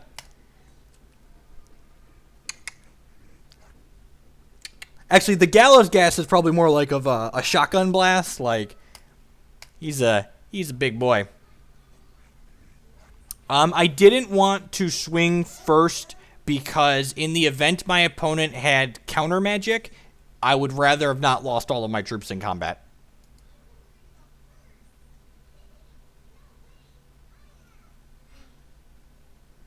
Remember, I raised both hands, right? This is get got. Kindly check my post, Ranter. I recognize the timing of this article had abundant information coming your way was less than ideal. To that end, let me clearly state that the lighter is coming your way tomorrow morning. OP Kyle. Awesome. Awesome. That's great. That's good, Rancher. That's a positive piece of information. Do I want some Crimson Bolts? I almost feel like I wouldn't hate this card just because like killing his flying things is pretty awesome.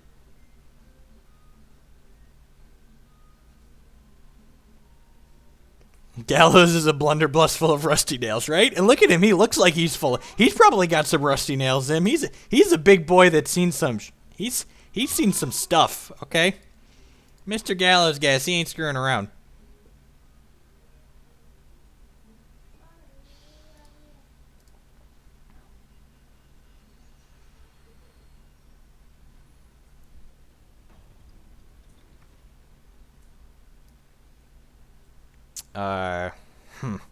So this hand is weak. Oh, he mulligan. I'm keeping. This hand's a little weak to a turn 2 rabbit, but like Monsoon into Darkspire is just super powerful.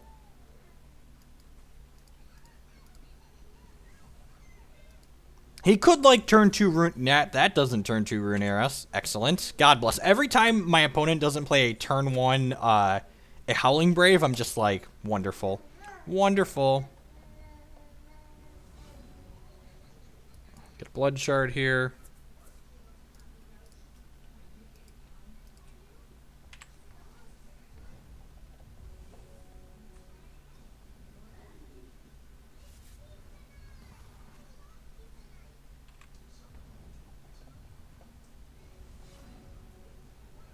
All right, and again here we're gonna go ahead and tunnel Monsoon to start, so that way these Dark Spires get Monsoon counters on them, so we can trade them off aggressively. There's the Brown Fox Scout.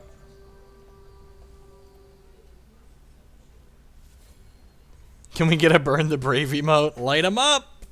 Light him up!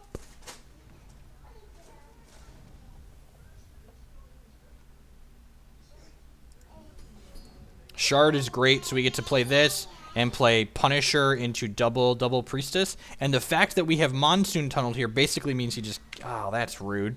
That's rude, opponent. I liked that Hex card. Why would you counter my Hex card? Now it doesn't even get a Monsoon counter. Monsoon will not pull Tezozo out of your deck. This is not a combo.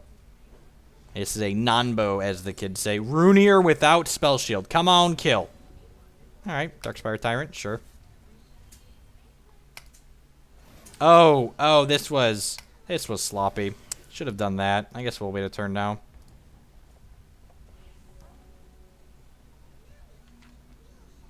Alright, he's got some looks here at a wild gem.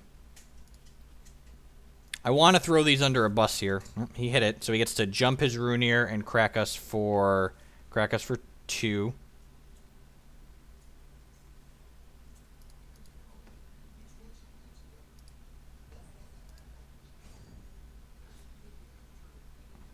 Yep, so I can't block this because it's flying, which is unfortunate. Extinction would be great here. Inquisition's not bad. We get to check and see if the coast is clear here. So let's go ahead. I could play Darkspire Tyrant. I should probably just Inquisition into Zozo here.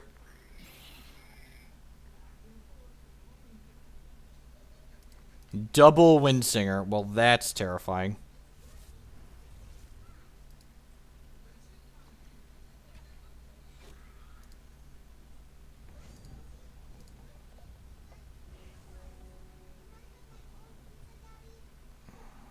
Gosh, we want our opponent to draw spells now so they can't cast the Windsinger. That's fine. He jumps this again. Hopefully he attacks with this Rhino too. We really want him to attack with this Rhino. Please attack with the Rhino.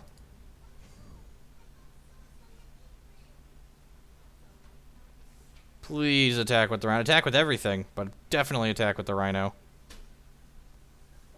If he attacks with the Rhino, we get to trade off both these Darkspire Priestesses, get their triggers, and then Monsoon puts them back into play.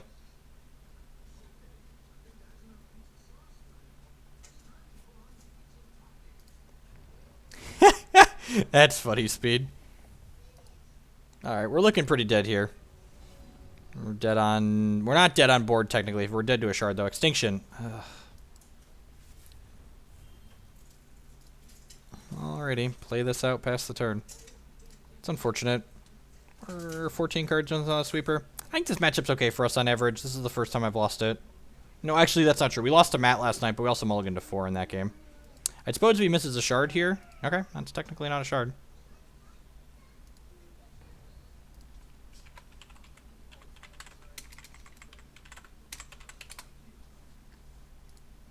There's a link in my article there. Come on, Extinction. Come on, Daddy needs an Extinction. A second to Zozo. That's exactly what we needed. We need to dodge a shard for 1 more turn, because if he draws a shard, it gives him a charge and lets him jump his Runeer. That's an interesting trade.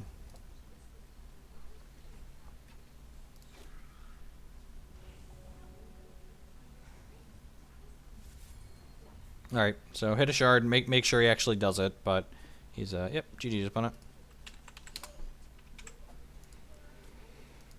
Alright, let's play 1 more here.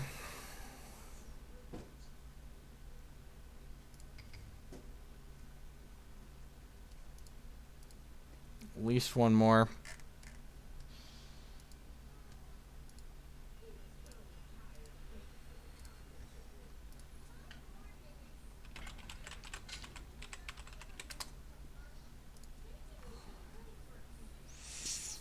Permaldes, huh? Turch gets 1/1. Yeah, seems pretty reasonable. God, the Tizozos are such a... They feel so much better than the other ones.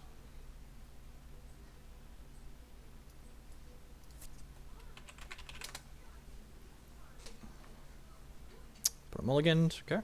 If we run some shards off, this hand's pretty good. Oh, we're on the draw too, so this hand's probably even better on the draw, because we really just want to go like 2, 3, 4, 5.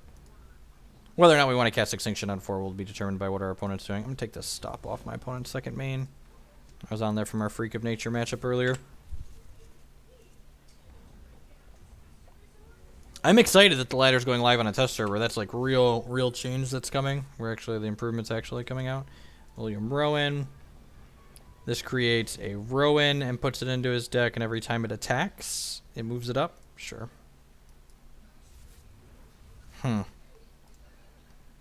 Yeah, I'm going to tunnel this, actually, because it means we can just be aggressive here with our Extinction. This does give him an extra, like, free attack with the Rowan, but I think that's okay.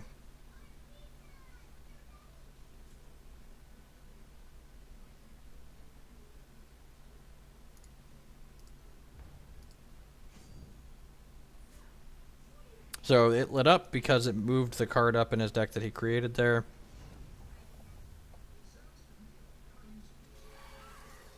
Non-combat damage reduced by 1. Alright, Heat Wave no longer great. And this has Swift Strike. Opponent's stuck on 2. But opponent's deck's probably fairly low resource on average. Draw the Ruby right on time.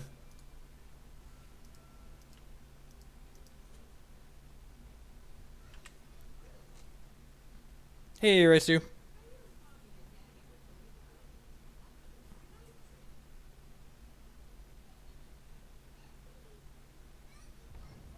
He said, Ruby in chat. Maybe I shouldn't have played that. I don't know. I don't think it really matters.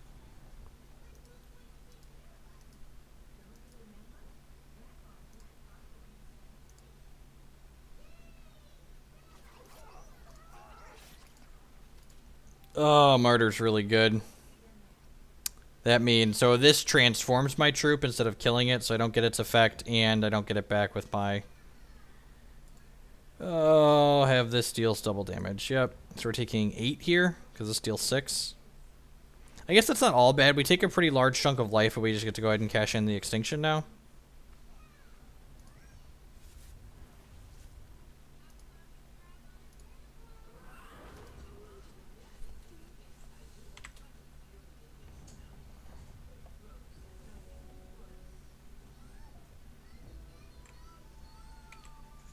Another Rowan, sure. This Rowan we can kill with Heat Wave, though, which is nice. And actually, what we get to do here is we get to go Priest into Heat Wave because the Priest gets a counter from this, so that way it'll come back next turn. So we get its effect. You get to tutor here. I'm just going to take another Tyrant. Actually, I'm going to take a Punisher because that allows us to go 2+3 on one of our turns. Double spell.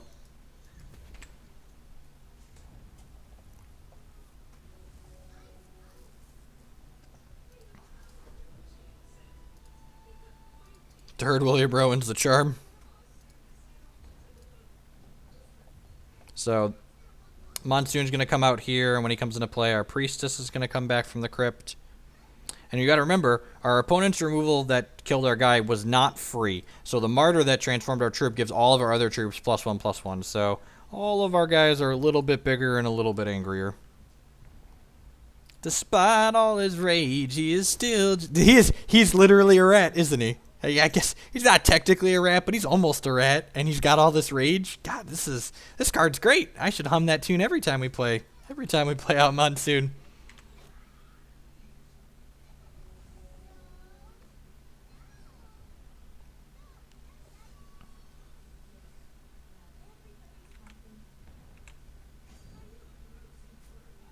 No, he's a shin hair. No block with this. That way he still has cards in his hand. He can discard one of them possibly. Or we get to search. I will gladly search. Take another Tyrant. These are my tyrants. Arrgh, tyrants.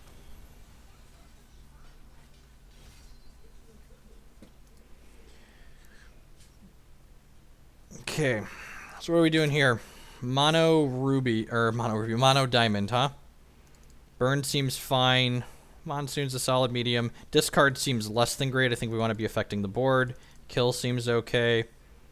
I probably want one less Dark Spire Tyrant. I think he's going to be a little bit clunky in the matchup. We want to just be a little bit lower to the ground. Gallows Gas is pretty good at like closing faster than Dark Spire Tyrant, so let's try this configuration.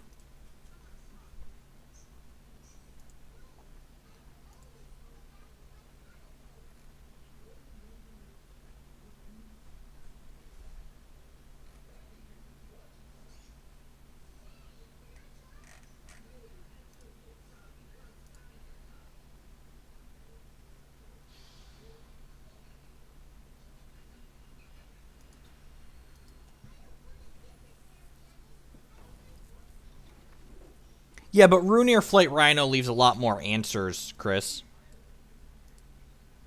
Like Runeer with Flight and Rhino gives you a lot more room to answer it in every color, every shard combination. This hand, I don't think we can ask for a better hand. Just gonna like curve right on up here to Zozo, kill Extinction.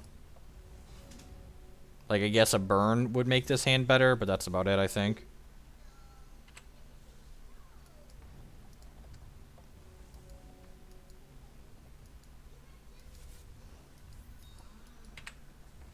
I don't think you should say they're taking away Constructed Gauntlets so much as you should look at it as they're replacing Constructed Gauntlets with ladder play. Swift Strike, when you gain a charge, exhaust target troop. That's annoying. And this returns a troop to his hand, so for one resource, it can save something, basically. So this card is so good against sweepers. Like, it's so great. Craig Westco would kill for this to be a Magic card, I think. Just like a Jackal Pup that, like, gives you sweeper insurance. So he gained a charge from playing a resource, so he gets to exhaust my guy.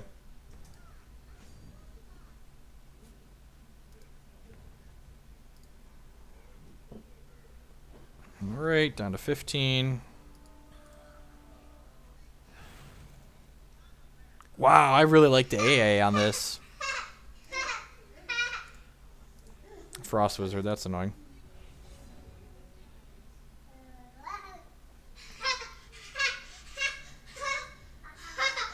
Do you think our opener was good since we haven't drawn another card yet?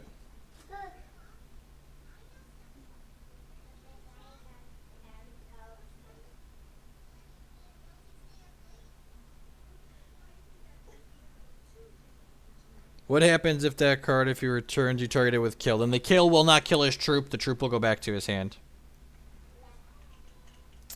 I think I'm just going to pass the turn here. I'm going to kill this, I think, when he goes to combat.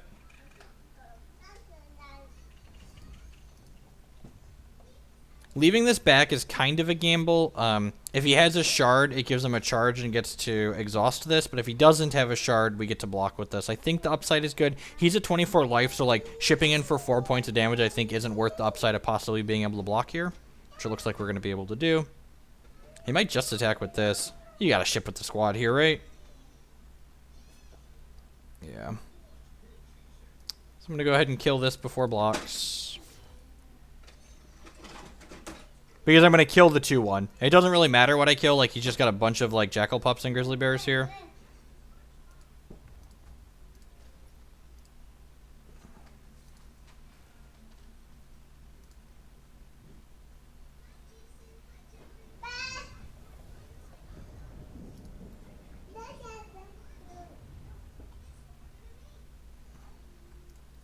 So this Frost Wizard, you saw my Tezozo got voided as opposed to going back to my crypt. This says whenever a card would enter an opposing deck or crypt, void it instead. So we did not get our Tezozo back.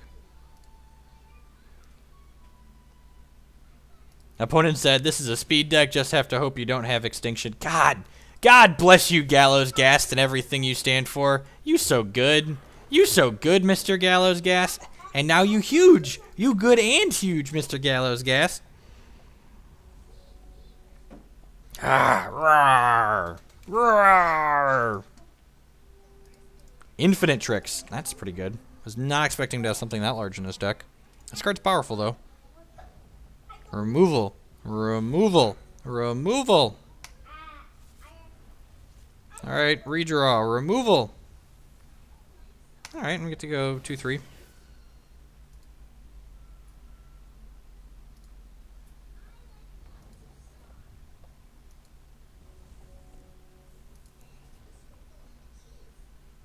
The Gallows has been very good. Yeah, I agree.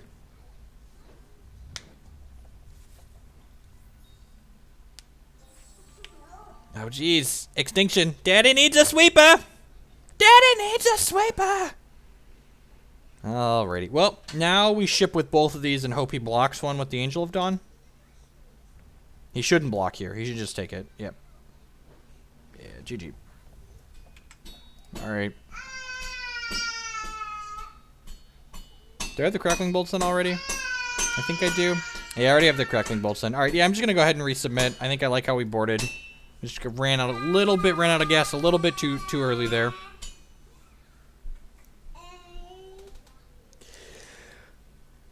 I have to take a nap before I drive tonight. We're leaving at like 9 o'clock tonight. I'm driving 13 hours overnight, Bamonte and I, to Orlando. If anyone lives in the Orlando area and you're going to be at the Orlando SCG Open there this weekend, I'll be there playing Magic. Yes, I agree. He definitely should take the 4. But again, when your only out is your opponent making a mistake, you want to give your opponent a chance to make the mistake.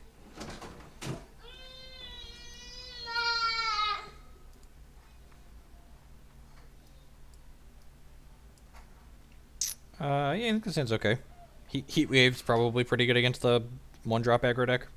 Although I guess his... I wonder if he's reserving into a little bit bigger deck. It's definitely a good strategy. I just think, like, one of the things that I think is definitely true, right? There has to be a really good Angel of Dawn deck in this format somewhere. And maybe it's just the Wild Diamond deck that did well at the Blood Cup, but I definitely think that that's something that hasn't been explored enough.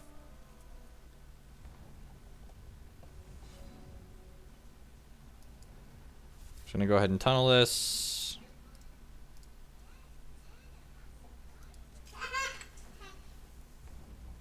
Again, not quite playing the Quash Ridge Rumble yet, because if we hit a Ruby Shard or a Ruby Duel in the next couple of turns, I'd much rather make Ruby with those. I think I'm going to elect to not be greedy.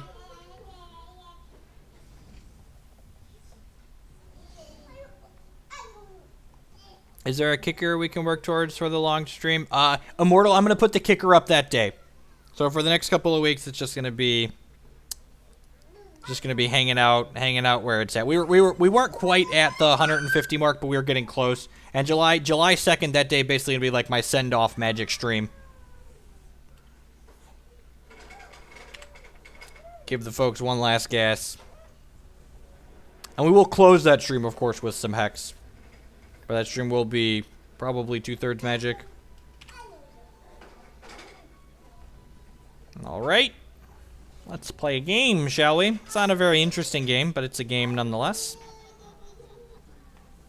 Maybe I'm supposed to draw first there. Yeah, I guess if I hit a Darkspire, I wouldn't mind killing my own Darkspire since I have Monsoon out. That's, yeah, instantly punished. So what I should have done there is I should have played the resource and then drawn, and then we play this Darkspire. And if we Ziggumat's game away our own Darkspire, we'd be happy because game comes back to our hand, and then we get to replay it and kill his Rowan. So yeah, so that was just... because we have Monsoon here, so we don't mind killing our own thing when we have a Monsoon. This isn't Swift Strike, right? No. Okay.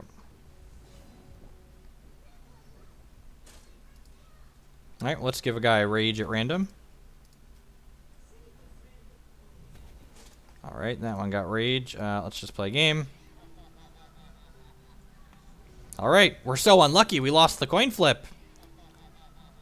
And our guy did 3 damage to him when it died, but it'll come back next turn. Miracle Angel. The card's called Angel of Dawn, yeah. Invincible Pheromones combo. Alright, well, if he doesn't have one of his bombs, we're going to be in a really good spot here. And even if he has one of his bombs, we've got 2 bomb-ish cards of our own, so we're not in a terrible spot.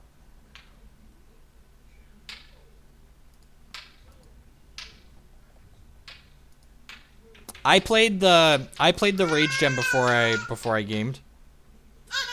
I did that in the right order. Oh, he knows we have an Orc because... okay, so the reason why I sequenced that the way that I did was because if this Orc ended up getting the Rage, I was going to attack with it before I cast the games. That's why I sequenced the way I did. You're right, I told him that I had an Orc in my hand with the way that ended up sequencing out, but if this ended up getting the 1 Rage last turn, I definitely wanted to play this first. Or attack before I cast the Ziggumat's game. Offer the trade. Solitary Exile voids something so we don't get a Dice trigger. He might take this away, though. Like, this card closes really quick. Like, Rage 2 is... coffee's for closers, and Monsoon's definitely a closer. All of our guys have Rage, though. You know, the fact that this has Rage, maybe it means he's supposed to take that one.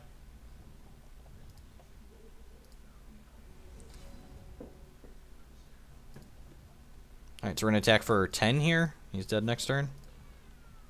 I like controlling decks with a clock. That's one of my favorite things to play in TCGs. Just like, I like having interaction and answers, but I also like being able to put pressure my opponent while we're killing their things. This deck does a really nice job of that. Yeah, I think he's supposed to take Tyrant too. It looks like it just doesn't matter. Opponent's on E. Oh, what is this? Okay, good. Yeah, opponent is on E. That's...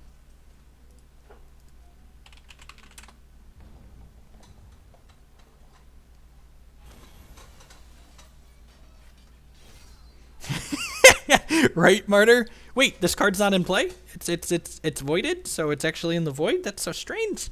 It's so strange. It is how you say Lestrange.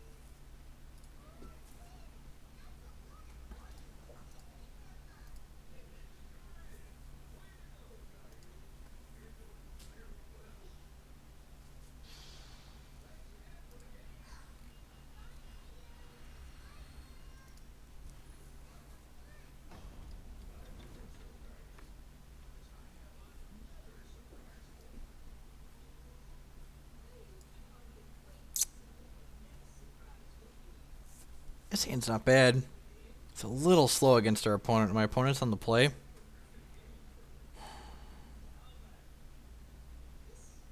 God, this hand's so good against a not aggressive deck. Putting up 7. It's tough. Chime in and Jet if you'd keep this. I feel like we're supposed to pitch this on the draw. We need to like look for a burn or a heat wave or an extinction or a 2-drop. Because like this is tunneling. This is kind of a 2-drop, but not really.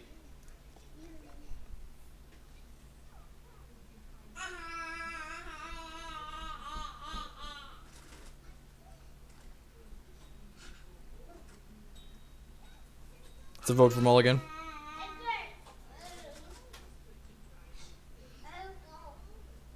So Kane just never beats a Knob Gobbler. It's the same hand with one less card in it. 2 less cards in it. It's the same hand with 2 less cards. Alright. Oh, this hand's technically better. This hand is technically better.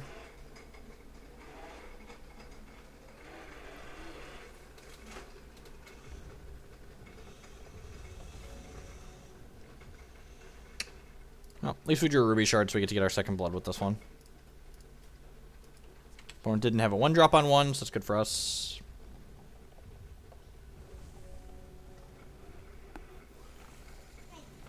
Ember Tongue Skarn, sure. The 5 is serviceable, I agree. Just gonna go ahead and would you?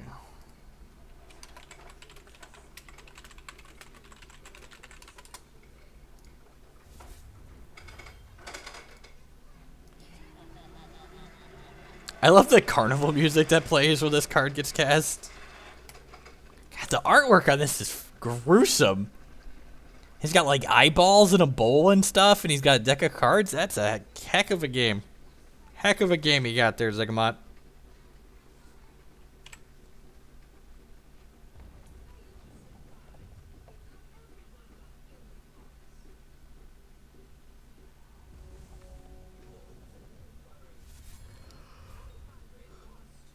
Lay upon sight, activate my champion, crack you for 1. Oh, burn Knob Gobbler is also good though.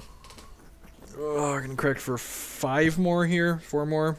We're going to 15. God, I'm so spoiled. I've been playing Dreaming Fox a lot with the Blood Sapphire deck, and like starting with 21 life feels so bad in these matchups. Ziggurat is definitely a dirty cheater. Oh, come on now. Is he gonna cheat you? You really think he's gonna cheat you? He's such a good guy. Look at that big honest smile. Good guy, Ziggs.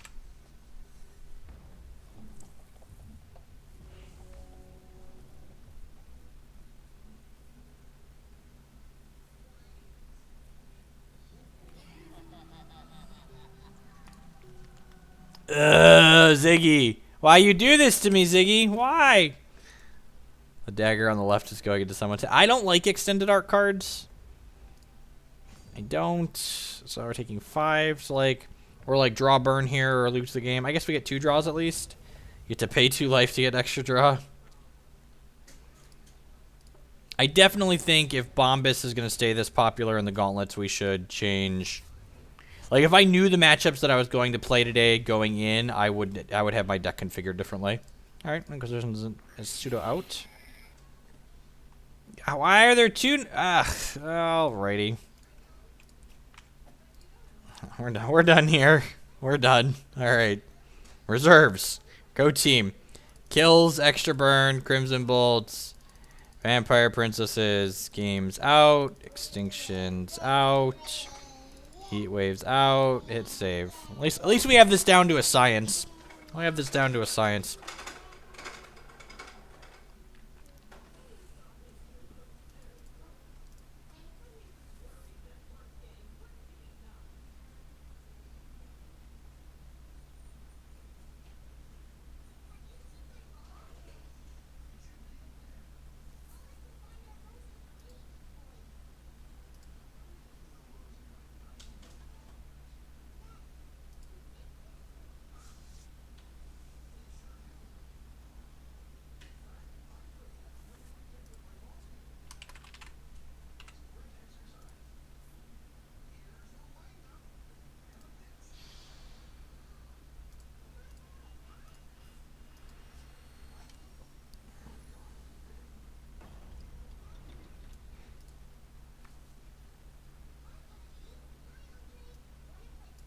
Ugh.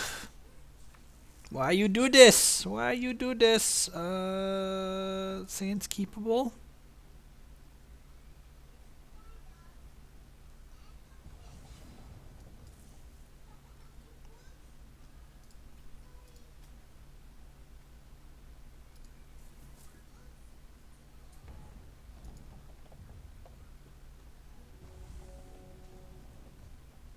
Nice ball to 5. He's going to kill Monsoon. We play Monsoon as a 3-drop in this match, but Monsoon kills very quickly, okay? This hand's not bad.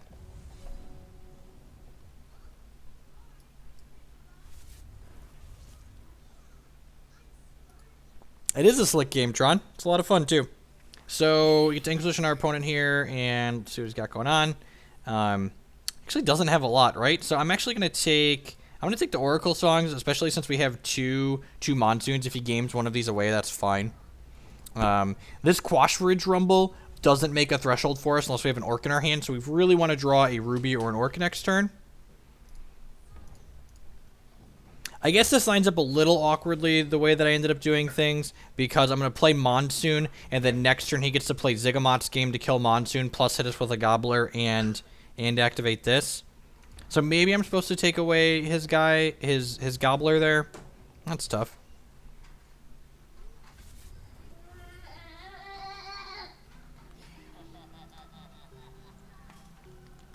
Looking at the constructed format primer. So you can actually just look at the constructed format yourself, which is awesome. So Hex gives us 100% of the data. So check out this link right here. You can filter just based on gauntlets. You can filter just based on the decks that are getting 5 wins in the gauntlets. Like, as a data junkie, it's awesome.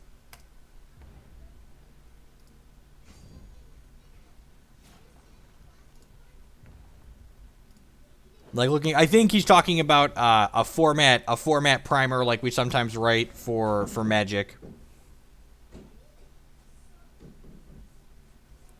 So this is a tough call. I think I'm just going to pass the turn here and hold up the Crimson Bolt as opposed to jamming this other Monsoon. Well, I guess this can race. Yeah, I'm a liar. I'm just going to play this. He has to have Game or Crackling Bolt here.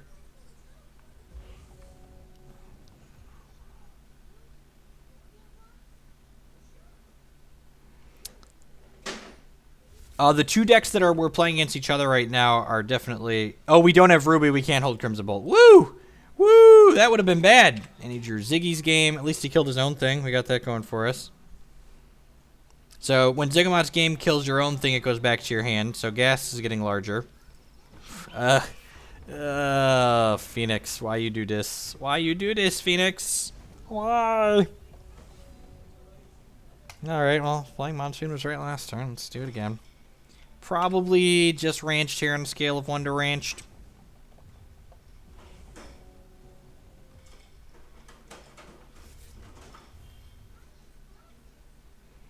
Alright, opponent doesn't have another action, so maybe that's our saving grace. We like run off Ruby Shard here to kill this, and then like run off another shard and get to curve into Gallows Gas. We could be okay. Well, our window is closing, fam. The window is slowly shutting. If he draws an action, we are dead next turn. Because his Knob Gobbler will go to 4 power, and then he'll put a Bumblebot into play. Or just a second Gobbler. Okay, we're going to 1 here, so dead to a lot of things.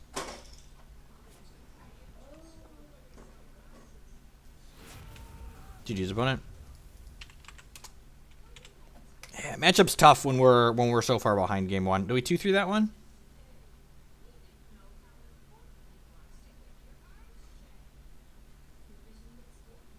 Any reason why I haven't worked on a Bombus variant yet? It just hasn't really caught my attention. I've just been playing with other things.